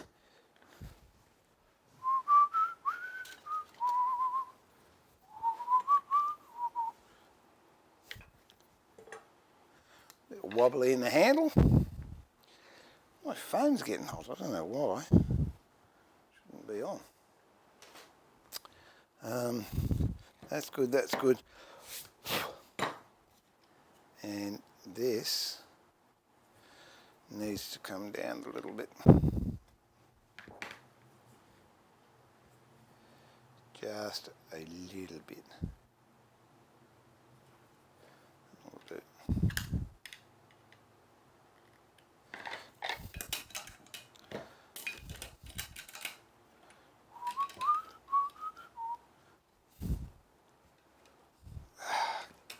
Goodness gracious me, that's tight. You can tell I don't use the 6 often. It's a great little plane. And I'm not being sexist or whatever you want to call it, but it's a terrific ladies number 7. Because some of the ladies I've had come to classes, they can't quite manage a number 7 because of weight and what have you, whereas a number 6 is just as good, but also a pound lighter.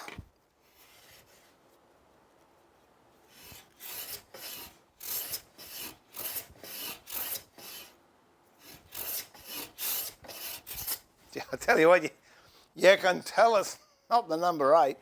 It just doesn't have the woof the number 8's got.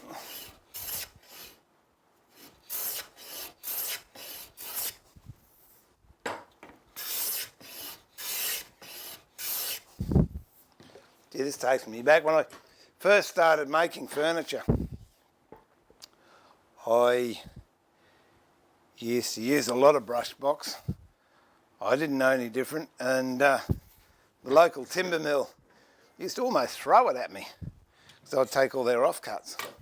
And it wasn't until several years later when I met Jeff Hanna, and he introduced me to cedar and maple and walnut, that I realised, oh my goodness, it's nice working with furniture grade timbers. All right. That's good. But it taught me well, because you learn on hardwood once you get onto softwood. Oh, gee, you'll appreciate it. Whereas if you go the other way around, you go, whoop, I don't like this. Okay, the end grain, I'm going to use a block plane on. I'll see if I can give you any more. Let's see, we go there, there, there, there. And if I can find my block plane, in amongst all this paraphernalia. Where is it going? Oh, I might have, did I put it away? I did. Well, that was a rarity, wasn't it? Okay, this is a block plane. And it's good for ingrain. But again, you go on an angle. And this is tough ingrain, I'll tell you. Back that off a bit.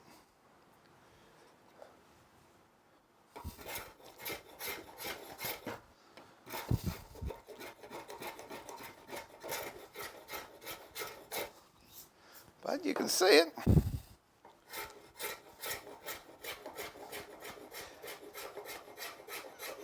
I don't want to go off the end of the board. There's every chance I'll chip it. So, what happened there?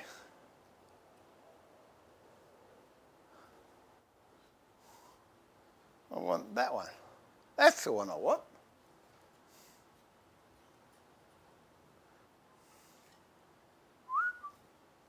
There you go. Yeah, so you don't want to go over the end of the board or you'll chip it out.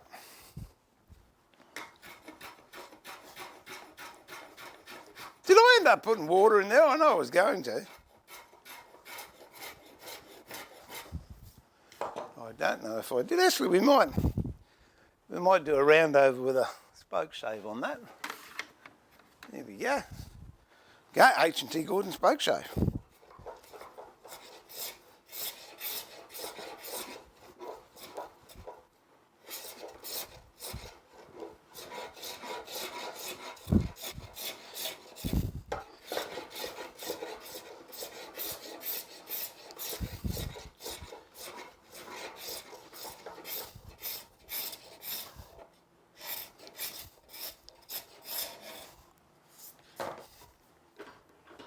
If you look at that end there, compared to that end we've just done, it's a bit of difference.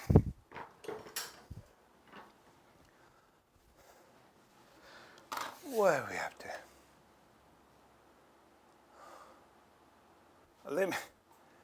Let me get up here. What are we up to?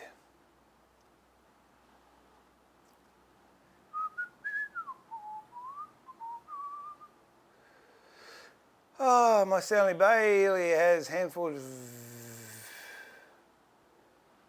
fixed same as Clifton. I love Clifton planes. Yeah, they're nice. They are.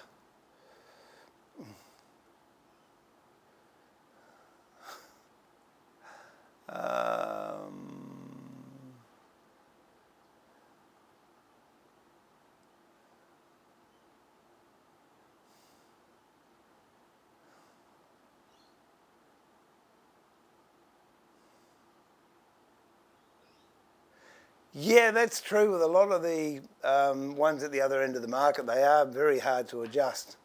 There was one that came out, which I won't mention the name, that it looked just like my block plane, wherever it is, but it was a quarter of the price, if that, maybe a fifth of the price. Looked the same, and I was ticked off because I'd paid several hundred for this one. But when I went to use it, whole different ball game. The blade wouldn't stay put. I couldn't get a firm set on it, and yeah, so just got to watch those. But there's a lot on the second-hand market you can pick up that work fine. Oh, I'm with you, Ray. Can't stand number 4s. Worst plane in the... Because it's trying to be everything. It's trying to be a smoothing plane, but honestly, it's too big. It's trying to be a little bit of a shooting plane, but it's too big, too small. And yeah, it's a...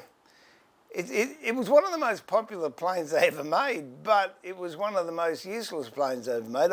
Although I must admit, the one I turned into a hogging plane, I'm pretty happy with. Oh, this is my favourite wood plane. Someone asked me the other day, the oldest tool in the shed. Actually, this would be the oldest tool in the shed. It is... Actually, I should have used it on the board. I've dated it at about circa 1860. It's a Matheson triplane, and if you're interested, if you check out other videos on my channel, I actually did a video of restoring this. It was black, rusty and horrible, and now if I've got a lot of timber to remove, that's the baby I'll go for. It's an absolute pearler. Oh dear.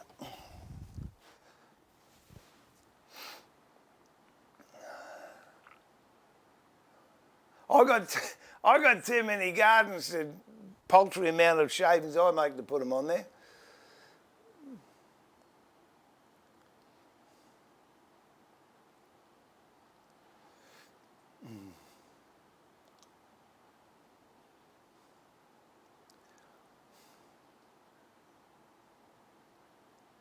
Where have we got? I reckon the most expensive shavings I've ever seen, and For those of you, Ray, if you can put a link up if you like, the Hanna cabinet. Jeff Hanna's my mentor and a good friend, and I've known him over 20 years now, but he basically was the guy who taught me fine furniture, marquetry. Through him I met Lawrence Otto and learnt wood carving, and then through him I met Paul Gregson, who I learnt French polishing from. So I've got a great association with these guys. But Jeff, on the Hanna cabinet, if you look at it, it just sold for $1 million. It's got 6 columns of solid ebony, which he rang me up the day he bought it, and this is, oh, crikey, it's got to be 10, maybe 15, no, 10 years ago, 12 years, I don't know. Anyway, it was $10,000 worth of ebony to just turn these 6 columns. And it's also funny, the guy that sold them, the ebony is also a friend of mine. So it's a small world. And he rang me up, he said, I just bought the ebony for the cabinet. He said it was $10,500, and the bit that really upsets me is that half of it went in the dust collector bag through the thicknesser and the lathe, and it ended up at a chook pen somewhere near Byron Bay. So there you go. You had these chickens tramping around on $5,000 worth of shavings. So I don't know if they laid black eggs or not. I don't know. Interesting though, interesting. I love working with Jarrah as well.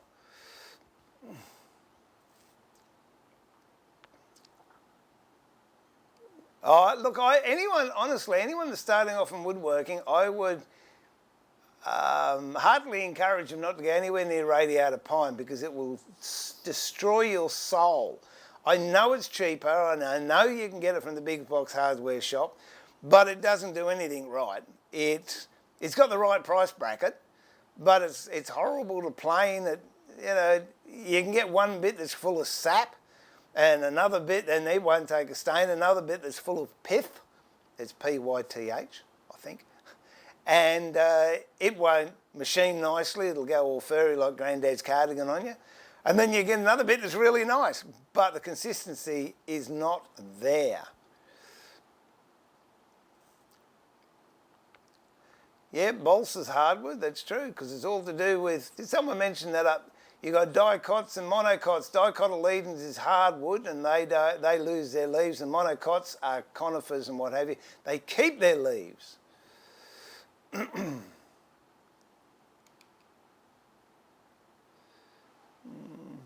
Oh, I got a little bit of tiny one. Yeah, this is my little. There you go. This is I don't know what they call. I think Terry calls these cigar spoke shaves. And where's his brother? There we go. That's the regular one, and that's the little one. And when I was first given one of these to try to see if I'd use it, I remember laughing and said to Terry, mate, I'm never going to use anything like that. I tell you what, it is one of the most useful spoke shaves I have in my collection. When it comes to doing cabriole legs, necks on guitars up around where the machine head goes, where the heel of the neck goes into the guitar, you want to get in there and do some delicate work, that's the go. Little cigar spoke shave. Get some second-hand stuff, James. Have a look. There's people selling timber everywhere. Just the first thing I bought when I decided, a little brief history, very, very small. I had a handyman business in Queensland, which I'm living in now, in Queensland. And when I moved to a different state, I thought I could just start up the same handyman business. But the laws and council restrictions for doing work as a handyman were far greater than they were in Queensland at that stage. So I thought, well, I'll start building furniture, and most of you know the story there. I didn't have a clue where to get furniture. The only two timbers I knew was radiata pine and Meranti. And later on I learned about, which is also known as Pacific maple. And then I learned about Tasmanian oak. And I went to an auction, and they had a stack of shelves out of an old shop. This old shop was about 70 years old. and I think I paid $40 for all this timber. I had to pull the nails out of everything, and that timber coincidentally was coachwood, which I found out later on. And that's what I used to do. I used to go around to yard sales and timber auctions and buy old stuff. Stay away from pallets. Nothing wrong with working with pallets, but if you want to seriously get into woodwork, you need to have timber that has got the right moisture and has been dried properly. Then you won't get so much movement in it. So keep your eyes open. There you go.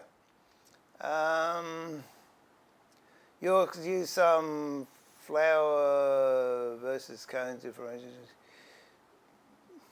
Yeah, that's true too. That's true. The way I know that is, what did I do? I went to go and do, because another business I had years ago was well, actually it was the handyman business as well. It was a spin-off. I did handyman business, which was DIY repairs, fixing doors and washers and doing some welding and steps and plastering, and I had to teach myself all that rubbish. And then it was cleaning yards, so a spring off of that was yard maintenance. And I enrolled at a TAFE course to go and do landscaping, and I only did it for about 3 weeks. It drove me up the wall. But we learned all about, the plant dicots and monocots and what have you. One beautiful I worked with before, that's one thing I don't have here is yew. It is lovely. Oh, okay, I didn't realise you need a respirator. Ah, it's hallucinogenic. Well, there you go.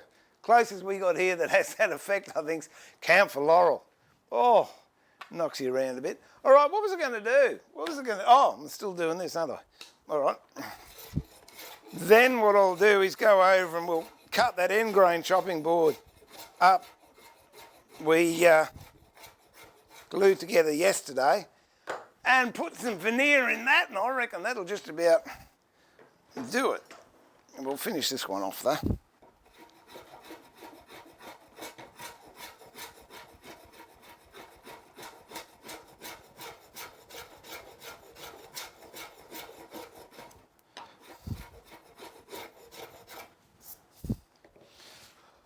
All right.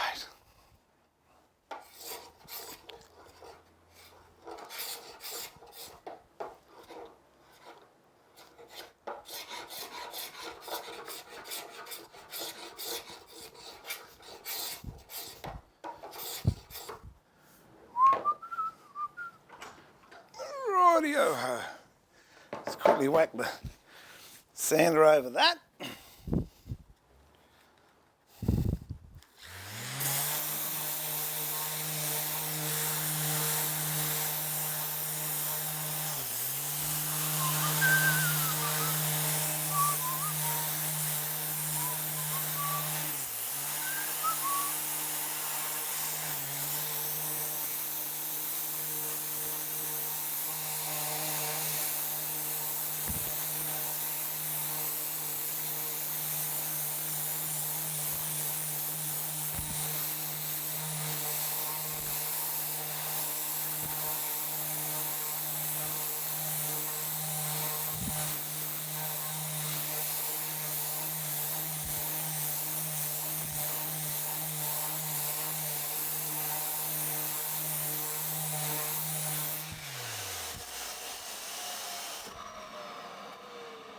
And what was I using yesterday?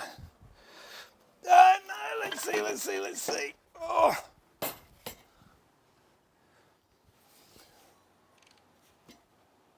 We might just clean that up. All right, here we go. You ready? Everyone, hang on. It's not plugged in.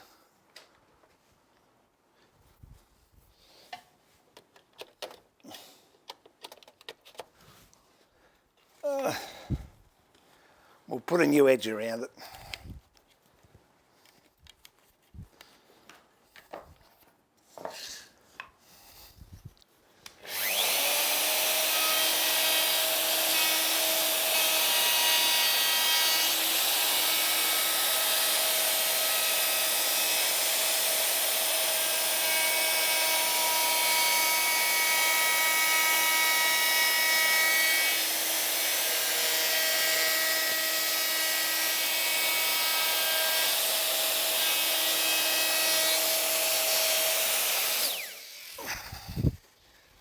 You go, look like I bought one now.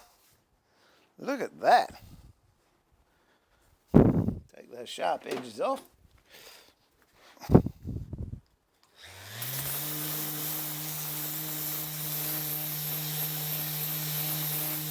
Oh, the little woman's going to be happy with this.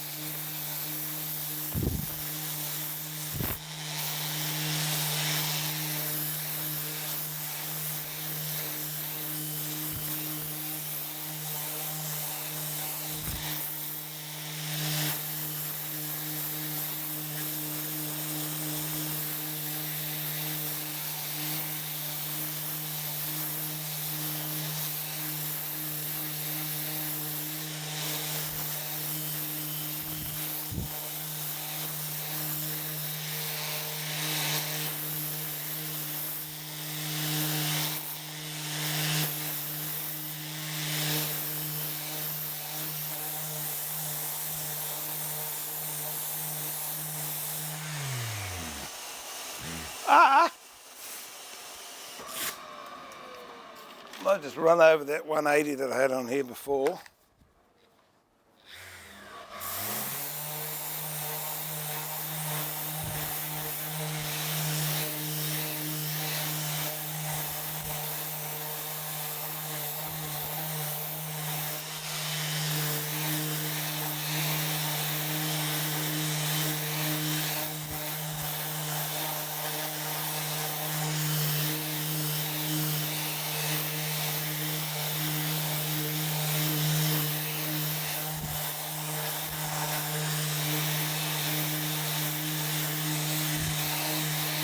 And take the sharp edges off the bottom,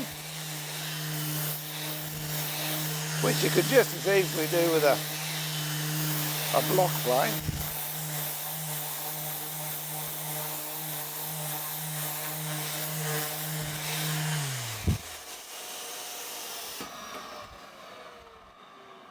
Where's my super duper? Super duper duper duper.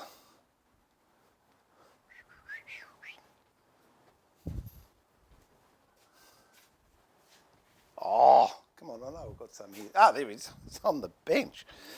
It's on the bench.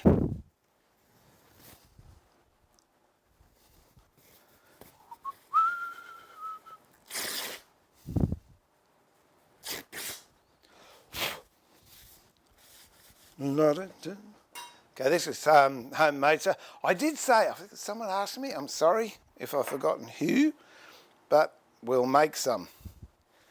We'll do that tomorrow maybe. This is my own mixture. This isn't one that I would sell because it's a bit too runny, but for my purposes, it's just fine.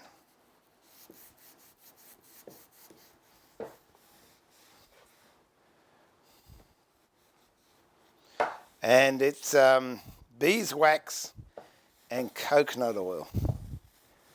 But you have a look at that compared to what we started with. I think you've got to agree, even the harshest critic would say it is an improvement. And I don't care how long it took. If you've got time in your shop and you've got a job to do, yes, I did use a router, and yes, I did use, don't need that. I did use a router and I did use an electric sander, but all of which could have been done quite easily all by hand if you don't have those things at your disposal. There you go. It's a 30-year-old chopping board. We'll do the whole, there you go. Get my ugly mug in there too. That's a 30-year-old chopping board that has been neglected and not looked after in any way, shape or form, brought back to life. What I'm going to do is I'll leave that on there until I finish, and then I'll rub it off just before we close up.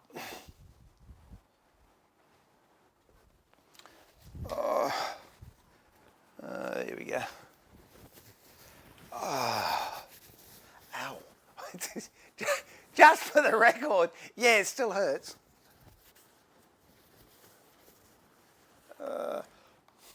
Where are we up to? G'day, bro, mate. You missed the excitement. You would have found out why they give me a hard time using the router. Because I had a little bit of a mishap. Oh dear. It's all good.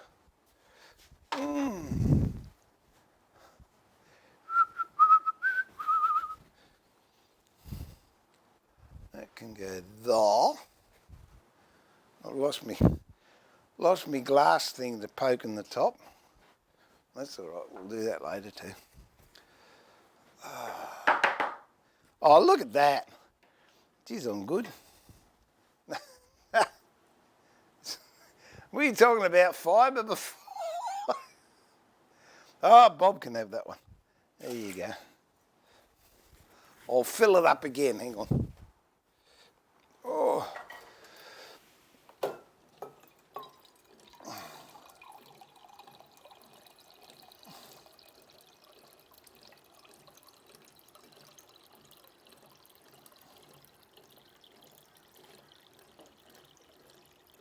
There we go.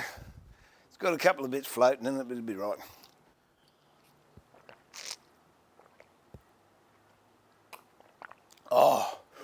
Oh, gee, that's nice.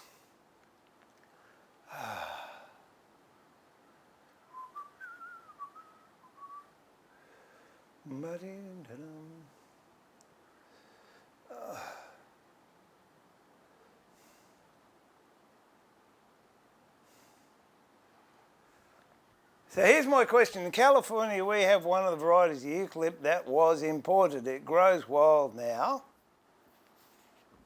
What can you make with it? Well, it depends what it is. Marvin gave me 3 boxes of leftover.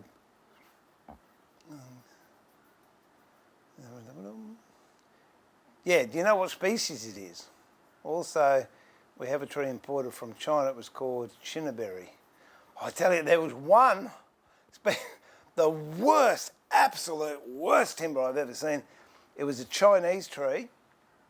This chap had grown in his yard. It's called albizia. It's a greeny coloured timber, and we put it through. I was getting some machining done in the shop before I had my own machines, and Popeye put it through the thicknesser, and he and I ran out of the machining shop. It was like we'd been hit with tear gas. Snot pouring out of her noses, tears running down her face, couldn't breathe, horrible stuff. And then the guy turned around and said to me, he said, now it's machine, can you make a cabinet out of it? I said, no, thanks very much, and pass. Give me something else to use. There's the top I was looking for. Horrible stuff. Blue gum. Blue gum, I love blue gum. I used it for charcoal from the forge. Although, in the early days, I remember the story yesterday.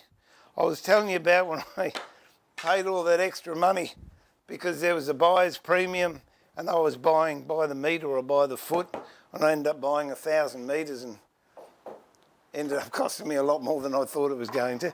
That was blue gum, and I've made some nice cabinets out of blue gum. Is it my timber of choice now? No, definitely not. But it's great. It's great for charcoal in the forge.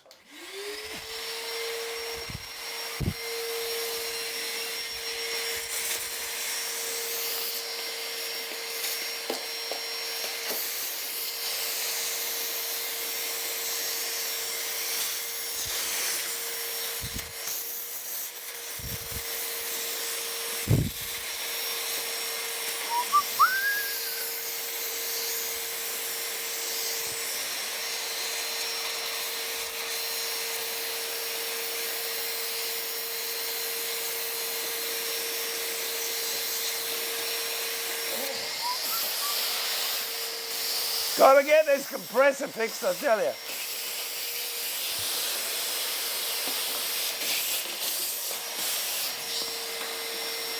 Either that or stop using the router, one or the other. There we go. Yeah, the reason blue gum is so good for blacksmithing, and I like it, is because it has zero ash content, which means when you're doing blacksmithing and you might want to do a forge weld or something like that, that's good, it doesn't have any ash, so you get a really nice clean weld, and also you don't end up getting burnt in the face and singed hair because the ash is floating around in the stratosphere. Okay, has it got, has it got a grey bark? If it's got a white to grey bark on it, I would say definitely it's blue gum. Why is it called blue gum? I don't know, it's red. The other one, if they're pink, if they're pinky sort of purpley coloured trees, and if the timber's a greeny colour, that's spotted gum. I'll put another couple of these together.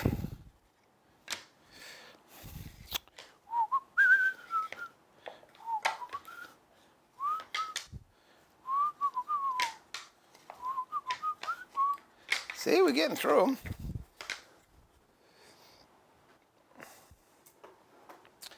And tomorrow I'll put them through the... I actually bought the drum sander in last night. So I've just lost my eyeballs. Where's the remote? I don't know why it does that. Hello, that's interesting. Oh no, that's all right.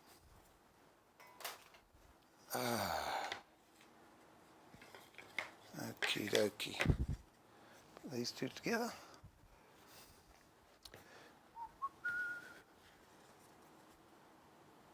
Oh, it is blue. You've worked it out. Well, that's good.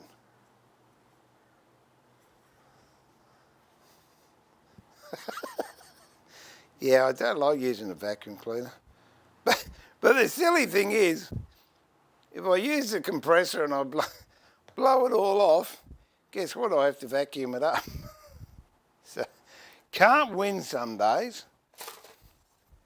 It's just the way it is. Boom, boom, boom.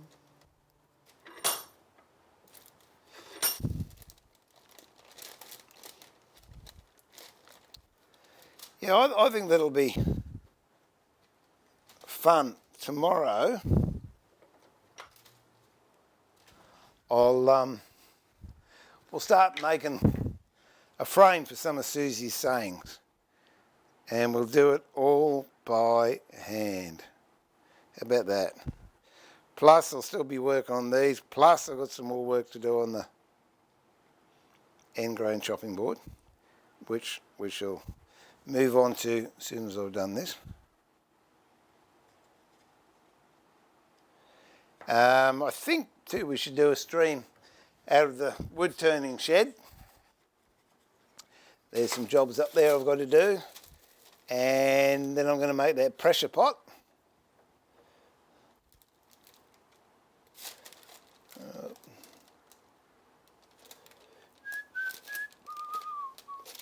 Well, actually, it's two pressure pots I'm going to make. All right, let's get that turkey that we glued up yesterday. Oh, I'll tell you what, that solution that we did earlier for ebonising, it's starting to smell already.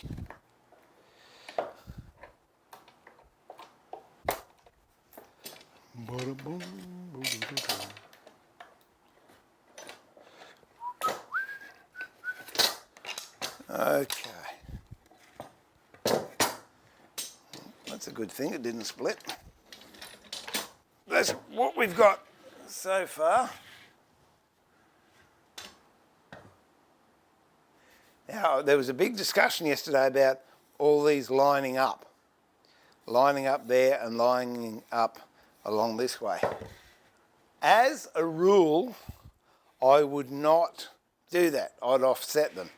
But what I'm going to do here is cut this, which we'll do now, various shapes, and then I'm going to put veneer in between it, and then we'll glue it back up, and then tomorrow I'll cut it at 90 degrees different ways, and we'll veneer that, and then we'll put it through the drum sander, and you'll see it looks better if they're all lined up. Where are we?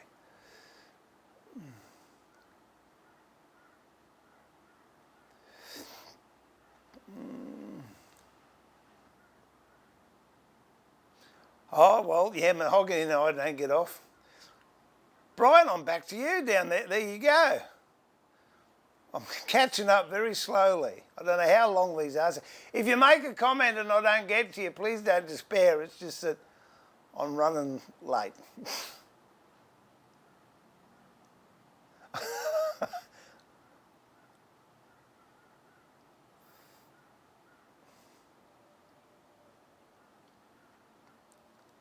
No, I'm not. That mortars and pestle isn't going back, I'm telling you. David, welcome. Hard Energy out to you. Thank you for the join. In case anyone's wondering, there's a join button that you can join the Woodworking Masterclass channel. At the moment, I'm sorry I don't have anything special for it. I did have, but then things have just gone a bit crazy. But I really appreciate your support, and it helps me to stay in the shed and keep doing these streams. So thank you very much, David, and welcome. I appreciate it.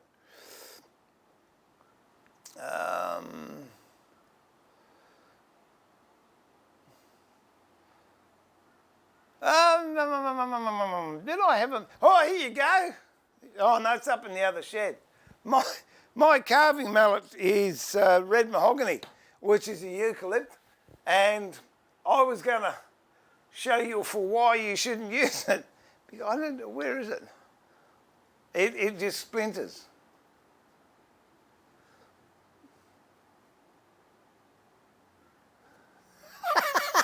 Max, I'm only doing it to keep you healthy, mate. All right, let's go over to the... I don't know if I should skim that. No, I think we'll just keep it the way it is. We'll go with the bandsaw, and I'm just going to randomly, I don't know how many I'm going to do. I might do 1, 2, 3, 4, 5. I don't know, maybe 5. Might do 6, might do 7. I don't know. We'll see how we go. Let's go over, whoops, to the bandsaw.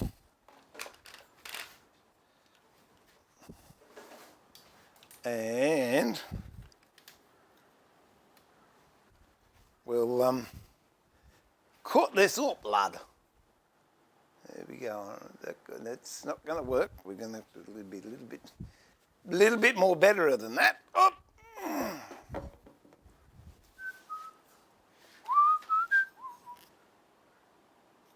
There we go. And I haven't worked out. I think I put jarrah in there, I don't know. So that looks yellow. It looks, you idiot. It looks greeny yellow to me, but I don't know. I tell you what, you got the choice. What do you want to put in there? Do we put a yellow veneer in there as contrast or a red one? Ray's favourite timber, jarrah. You let me know when I come back from cutting it up and we'll do it. Pink won't work. I've tried that before, chili and myrtle. Does not work. And I'm not putting jarrah, I'm not putting ebony in there because it's too expensive.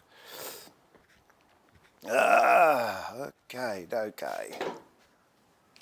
And those of you that just started, this is a trial one I want to have a go at for doing something different.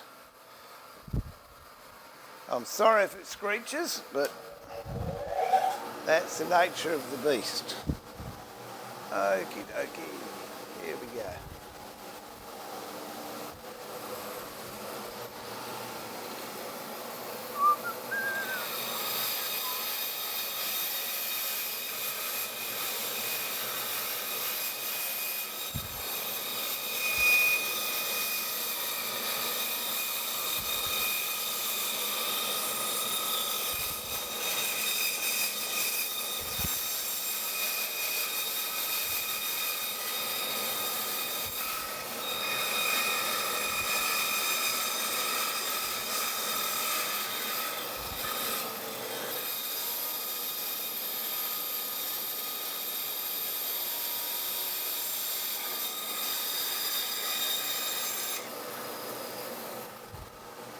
I might just get a pencil so I can mark it. If I can find a pencil. Can't find a pencil, I won't. Easy as that. Easy peasy. Ah, there's a pencil. Just saves time later on. So we've got 1. That means this is going to be 2.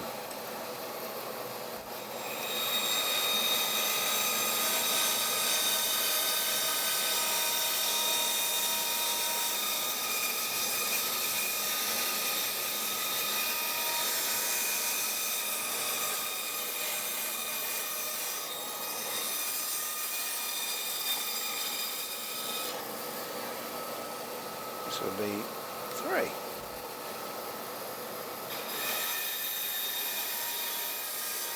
I've got no pattern at all. I'm just cutting however I feel like I want to cut.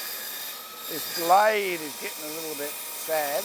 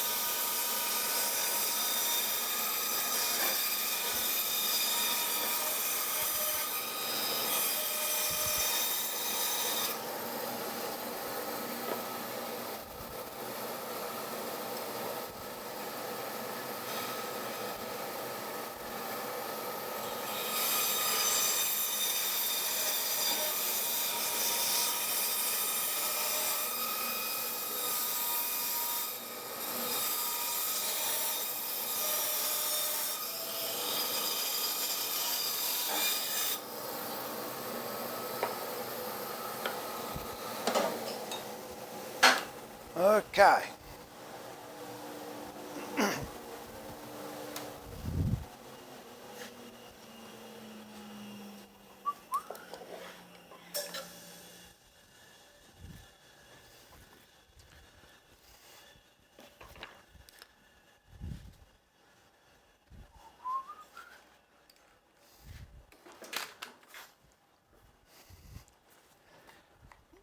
And this is why when you're paying $400 or $500 for a chopping board, this is where the money goes. It's all in labour. Where are we up to? Red. Thanks, Tanga. Hey, Tanga, were you the one that mentioned knocking off the wife's pastry brush? Because I went and did it. Well, I didn't knock hers off. I went and got one. And yeah, what a great idea. If it was you, thank you. If it wasn't, I apologise, but thank you anyway. Jarrah, looks like we got Jarrah. Dennis going to try and make a mallet out of, oh, that'll come up nice. Jarrah. Oh. Sounds like me, orange, strong and dense. Oh.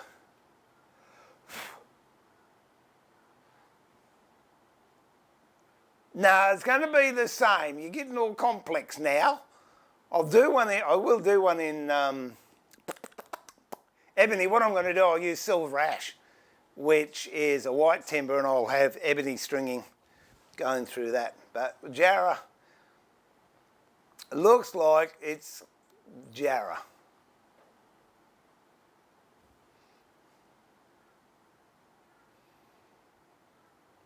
Yeah, I've got silver ash, or silver wattle. No, silver ash. Oh, it was, yeah, Brian. Oh, thank you. Yes. Well, it worked. Okay, well, I'll show you what I got, if I can find it. Yeah, here you go. Look at this. What a absolutely bobby dazzler of an idea. It's got that on one end, so you can really larrup the glue on. And then it's got this end. But what I think I'll do, I'll cut that off to about 3/4 of an inch. But, yeah, awesome. Good idea. Thanks for the tip, Brian. Appreciate it. Tweren't you? I figured that. I got it.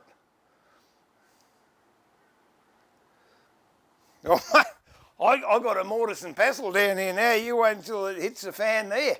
All right, Jarrah, let's go. What have I got? Have I got any wide Jarrah here? You don't. Oh, look at that. You're lucky. Lucky, lucky, lucky. There you go. I just happen to have a couple of leaves of Jarrah sitting over there. So if that's going to schmick, it's going to work. Now, what you've got to do when you do this is you've got to do it end grain. Because we've got end grain there, you've got long grain here. If you put long grain along there, most likely it wouldn't make too much of a difference on a board this size. But just to get in your mindset, if you go long grain that way, and then this shrinks, or worse, if it expands, it's going to crack, because your long grain is going to hold those grains tight, and when they shrink, they can't move, so they're going to separate and crack. Whereas if we put the veneer that way, when this moves, this is going to move as well. So there you go. Oh, I know what I can do. I just tried this the other day and it worked. So we might give that a bit of a bell. Where did I put it? It nearly fell on my head before. Here we go. Oh, there you go. Looky that. All right, so I want, is that 45? 45 would be good. And how many pieces? I've got 9 sections here, so I need 8 pieces. All right. Here we go. And it doesn't matter about getting your veneer the right way when you're doing this, because it's going to be covered anyway.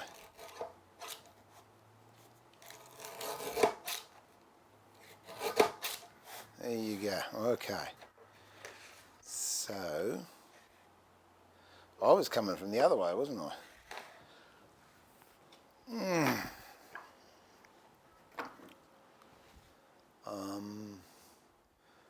There we go there. That's going to be...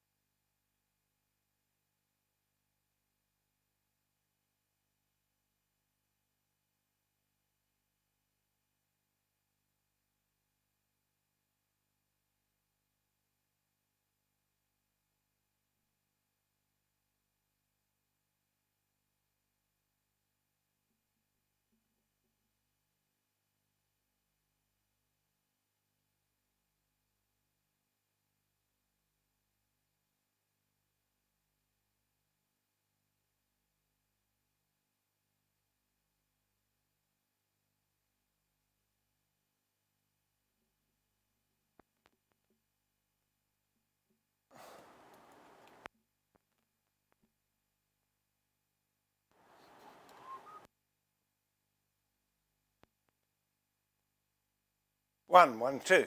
We have sound now. We're back. We're back in action. Yeah, I'll tell you what, we're having dramas with sound, aren't we? Is that good? That good?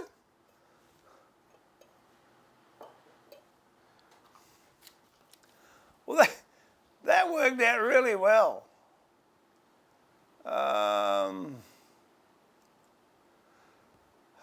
Mike died. Wow, there you go.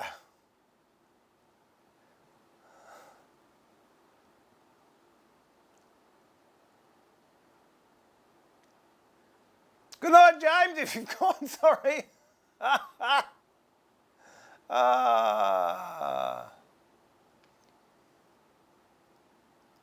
All right, well, yeah, sound back. Oh, yep, good. Ah, dear. I tell you what, we're having fun with the sound. No, that was Susie just came down, one of my sons rang up. Actually, that was quite fortuitous, because I said you could listen to the conversation. It was all cool. But, yeah, he's in Sydney at the moment and very concerned, so they're looking to get out of Dodge,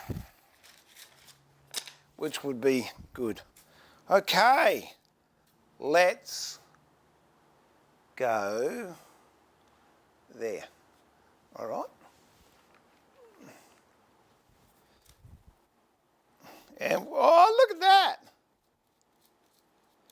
It works.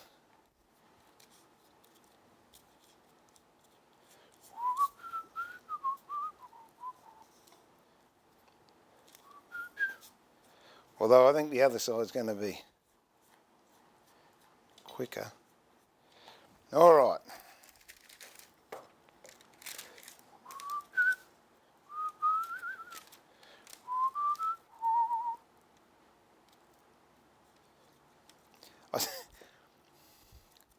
Tell you what I'm going to do.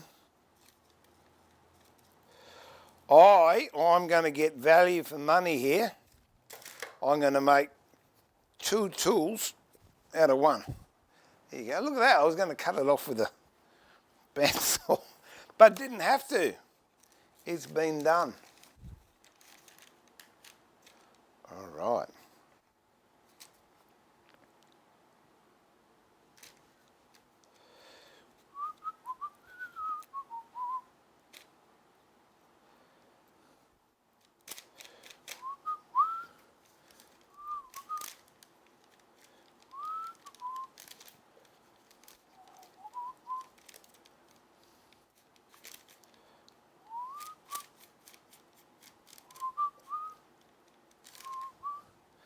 What's this? This is two. That's going to go there.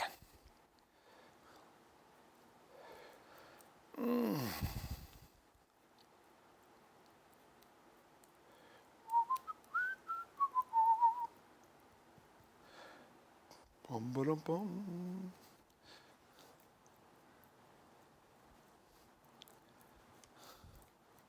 I'm back.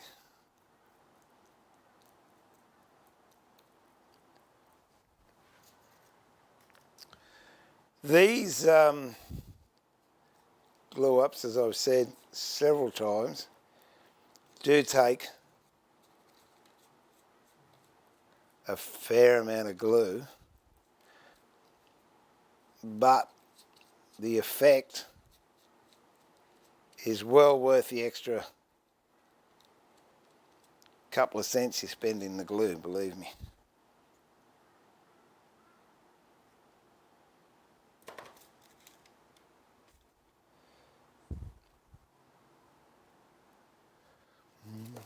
Actually, I'm just going to try going back to that other brush I had the other day. That just seems a bit too slow. Yeah, it's just a bit slow. It's a good idea though.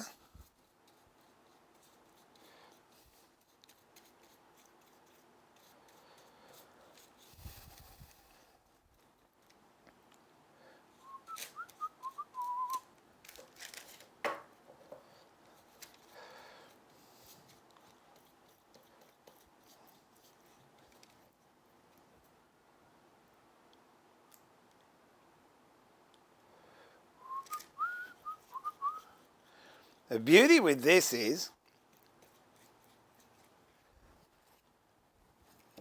it doesn't matter really what sort of pattern you cut it at, it will fit perfectly back together.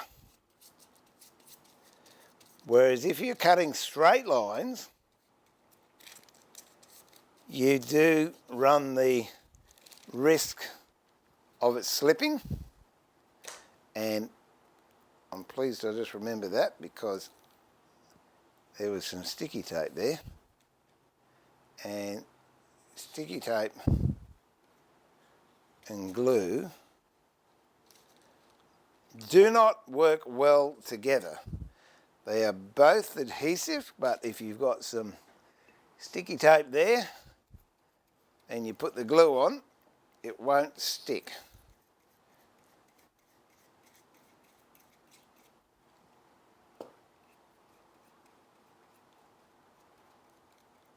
Bum, bum, bum, bum, bum. Oh! Ahead of myself there. I didn't put some glue on that one.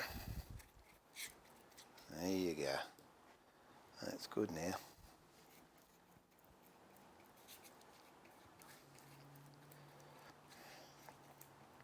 It's funny, I did 9. A friend of mine, Graham Priddle, check him out on the internet, brilliant sculptor and woodturner. He said to me one day, he said, hate symmetry. Symmetry is evil. Always go for odd numbers. And I think he's right because, I don't know about evil, but the thing is with symmetry, if you're trying to get it symmetrical and you don't, you can tell. But if you go asymmetrical, it really doesn't matter because you're not trying to get it perfect. With Susie, she used to do things on her quilts and you could tell it wasn't exactly right because she tried to get it perfect, but now she goes much more organic, and yeah, it's great. You can tell it's part of the job and it's not trying to be perfect. I used to tell people years ago, oh, it's got to be straight lines, it's got to be this, got to be... You take them out into the bush, or well, what we call the bush or the forest, and say, you show me something that's dead straight or exactly 90 degrees in nature, and apart from light, I can't think of anything. Now, I might have stuffed these because they've broken. How many of them would I need? 1, 2, 3, 4. I might quickly cut 4 more that don't split. Wherever the... I'll put that blinking veneer. I'll put it back over there. Wait a minute. I'll just come over here on the floor and cut. Oh, 4 of these up. Oh dear, that's a long way down.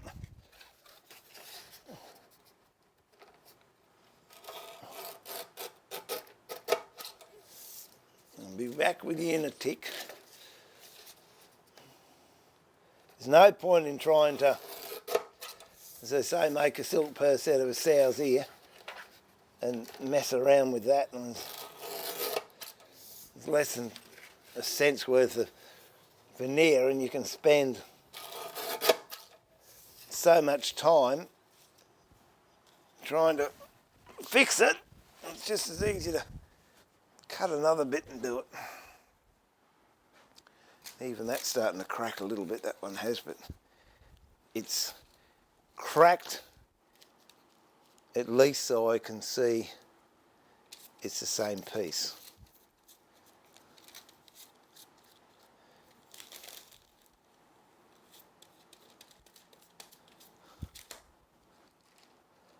There we go.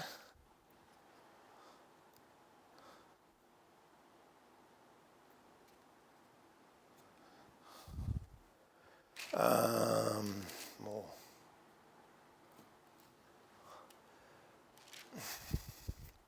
I'll have it. I feel as if I'm ignoring you, but I'm sorry. You seem to be getting on quite well without me, actually.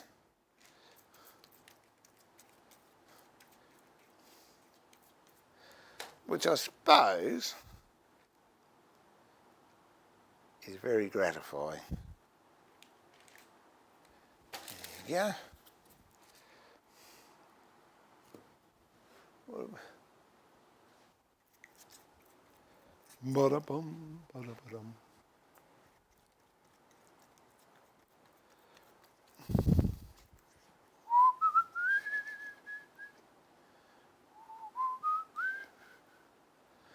Oh.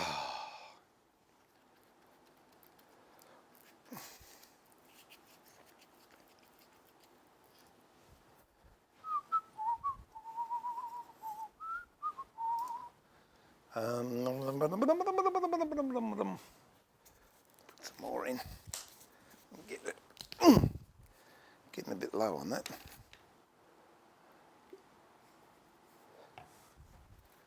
Where's the water? Oh. Doesn't need much water in there. I just put a little bit in there just to thin it out. That makes it a little bit more spreadable. And I think it was Mike might ask the question this morning on Facebook, how do you prolong your glue time? Put a bit of water in it. The glue gets diluted, but the water retards, that was a word I was looking for, retards the drying, so it does give you a bit of extra arm room to move.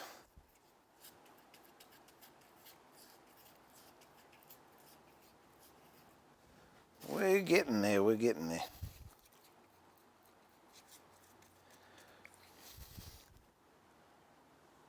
So as I said before, and I don't want to sound as if I'm repeating myself all the time, but for those of you that have just joined, these really aren't my normal streams. What I've decided to do is I'm going to stream every day, at least for the next 2 weeks and possibly beyond.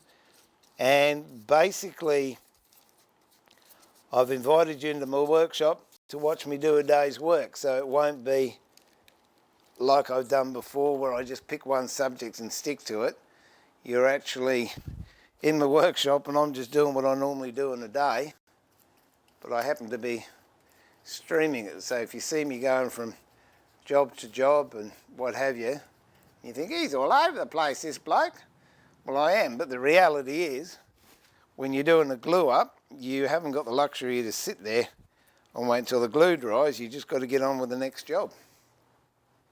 So that's what we're doing. And I think we've got, what, 1, 2, 3, 4 or 5 jobs we've been working on this morning. And some have got finished, some have only just got started. And some are, oh actually no, if you can count mixing the shellac up and making the ebonising solution, well there's even more. It's all stuff that has to be done.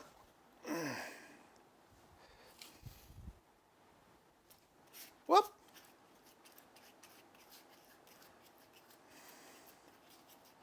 So, you mongrel. There'll be some wood turning at some stage and might be some blacksmith work. It's all sorts of things. Just get that out of there because we don't need that in there at this point.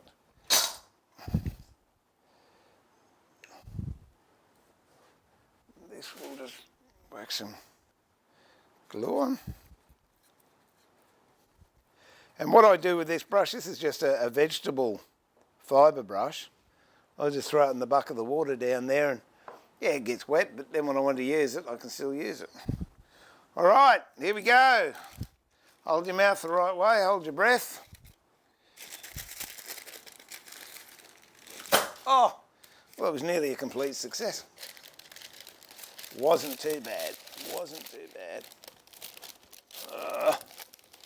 There we go.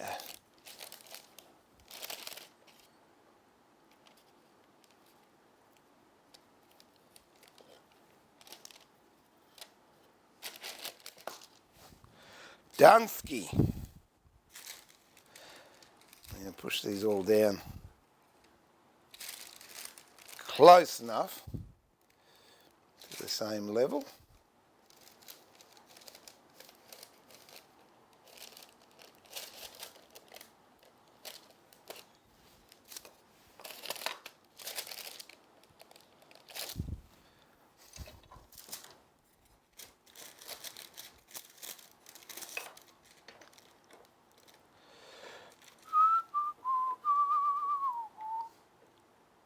Whoop!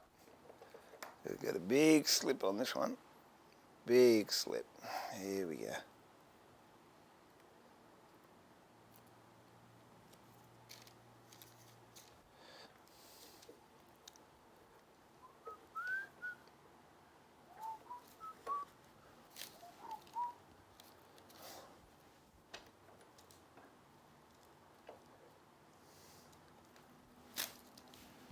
Ah, getting ornery. There we go.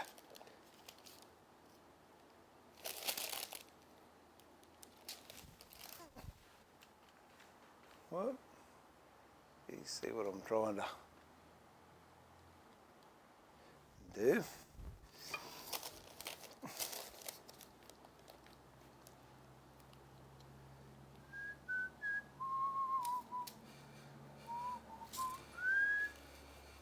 What? Ah, you mutt. You learn, don't you? You learn. I did freehand thing, but I should have been a little bit more concentrating on the shapes I was doing.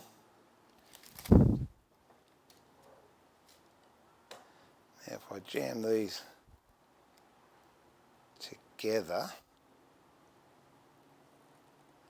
even tension either side. That one slipped a bit, which is a nuisance. And when I pull this one in to pull that one up, that one slips out. Oh dear.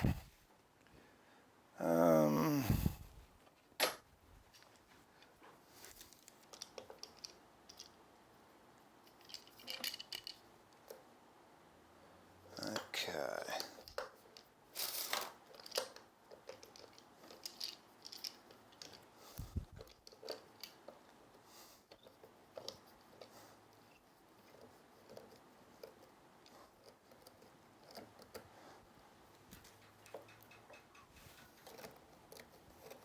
That's got him. That's got him.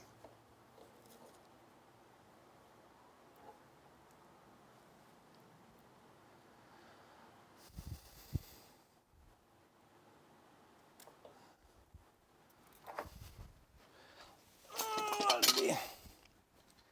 Maybe you can just become too clever sometimes. Or not become too clever. Try to be too clever.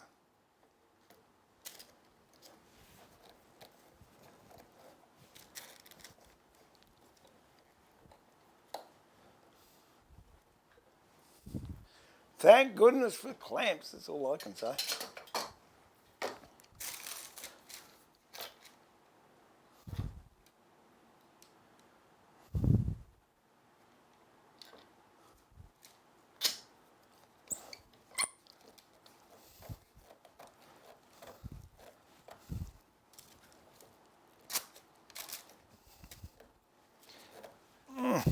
Here we go. I reckon that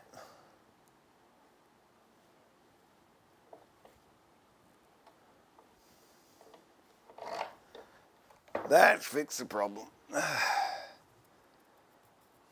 Normally I'd take that glue off, but since I've got those extra clamps on, I won't.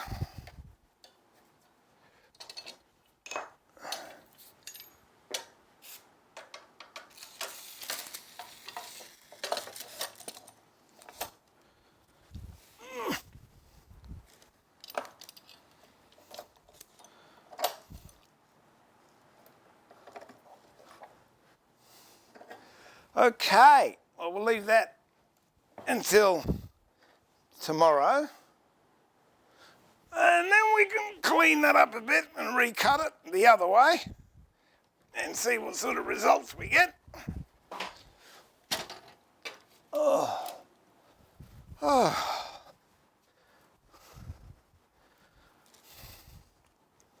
Let me have a chin wag.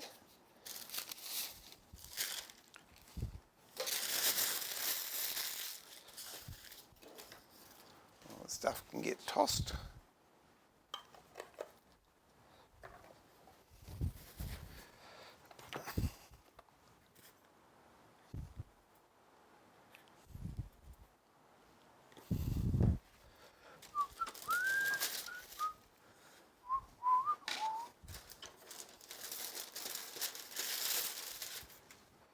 This can go over here.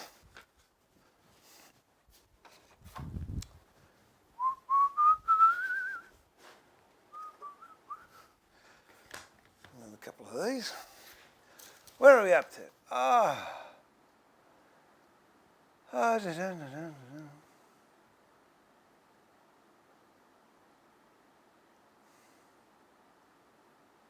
Dennis is off too. There you go. Night, Dennis. Oh, and this one.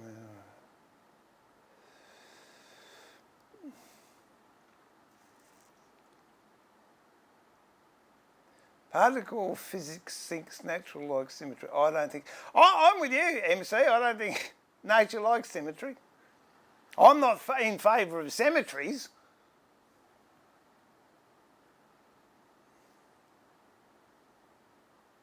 I hope so, Max. I hope so. G'day, 6 knots. But how's the Goldie going?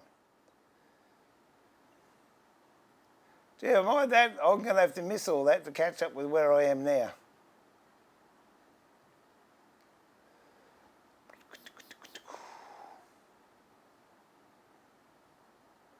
Ba-da-ba-bum. That would be easier. You're spot on, Brian. It would have been. I might do that next time.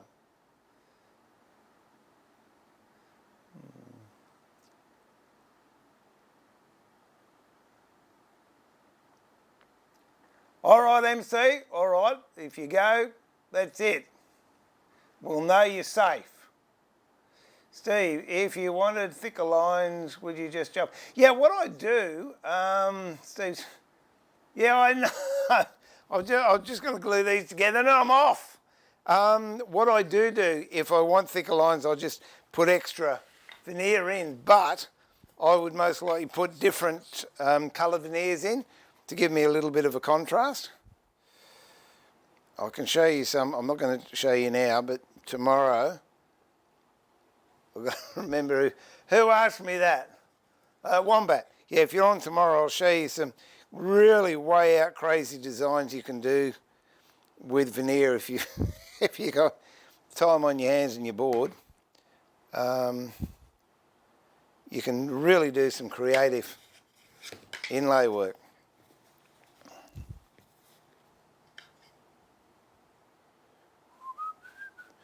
Oh, that's starting to gum up. That'll give you the horrors, isn't it?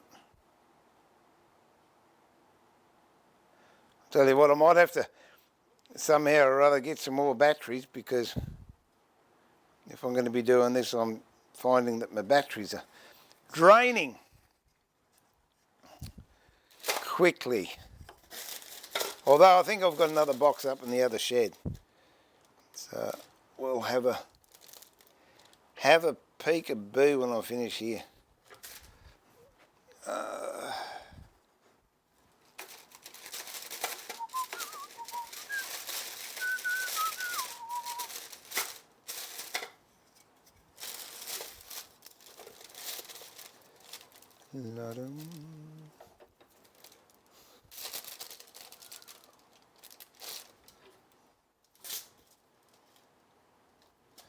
All right, that's done, that's done, that's done. Those I've got 3 more to do, so they'll get done later in the day. I'll polish that board off. We'll just see how that... Oh, actually, that's gone pretty hard pretty quick. That's interesting. Generally doesn't set like that. So let me get some more metho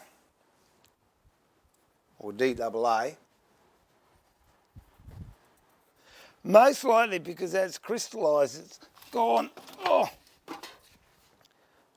claggier quicker. Normally it takes a few days. This is a shellac we mixed earlier on. So I'll just put a bit more DAA in there. And we'll see how that goes. There you go. That's better. Well, that's interesting to know.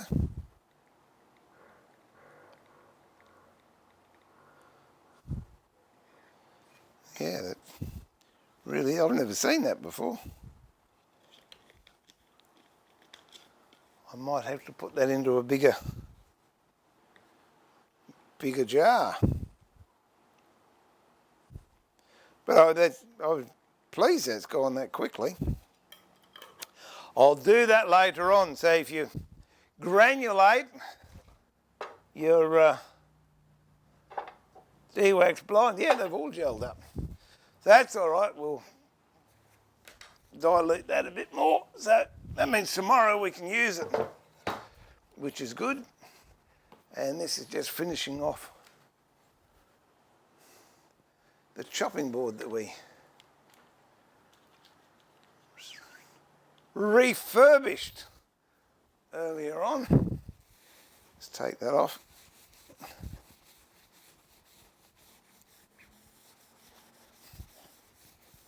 Yeah, that'd have to be well over 30 years old, this. And even where, it's interesting, where the it had splits in it where it had come apart, they have actually joined up. There were splits down here, but they've all joined up. As soon as I put that oil in there and put a bit of nutrition back into it. And I gotta tell you, it smells nice. Yep, you can smell the beeswax in there and a little bit of the coconut oil. So I'll take that back up to the house, and she's got a whole new lease. Don't you wish we could do that to ourselves?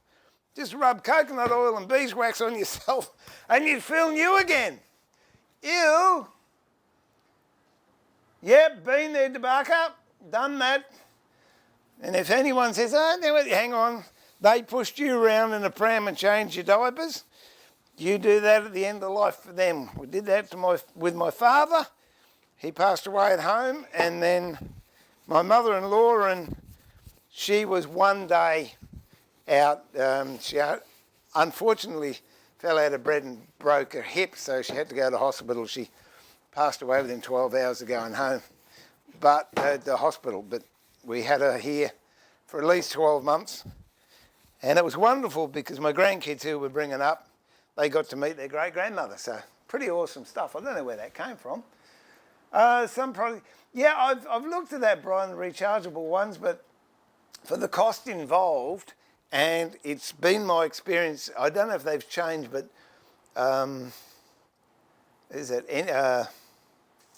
Everready had green and silver ones. I think they're rechargeable, and they'd never recharged back up to 100%, and I found they were draining quicker, so I'd much prefer to go the added expense. I mean, what is it, $20 for 38 batteries or something or other? That'll get me out of the soup for quite a while. I should have married, but thanks for mentioning it. Yeah, it came up all right, didn't it, compared to what it was before.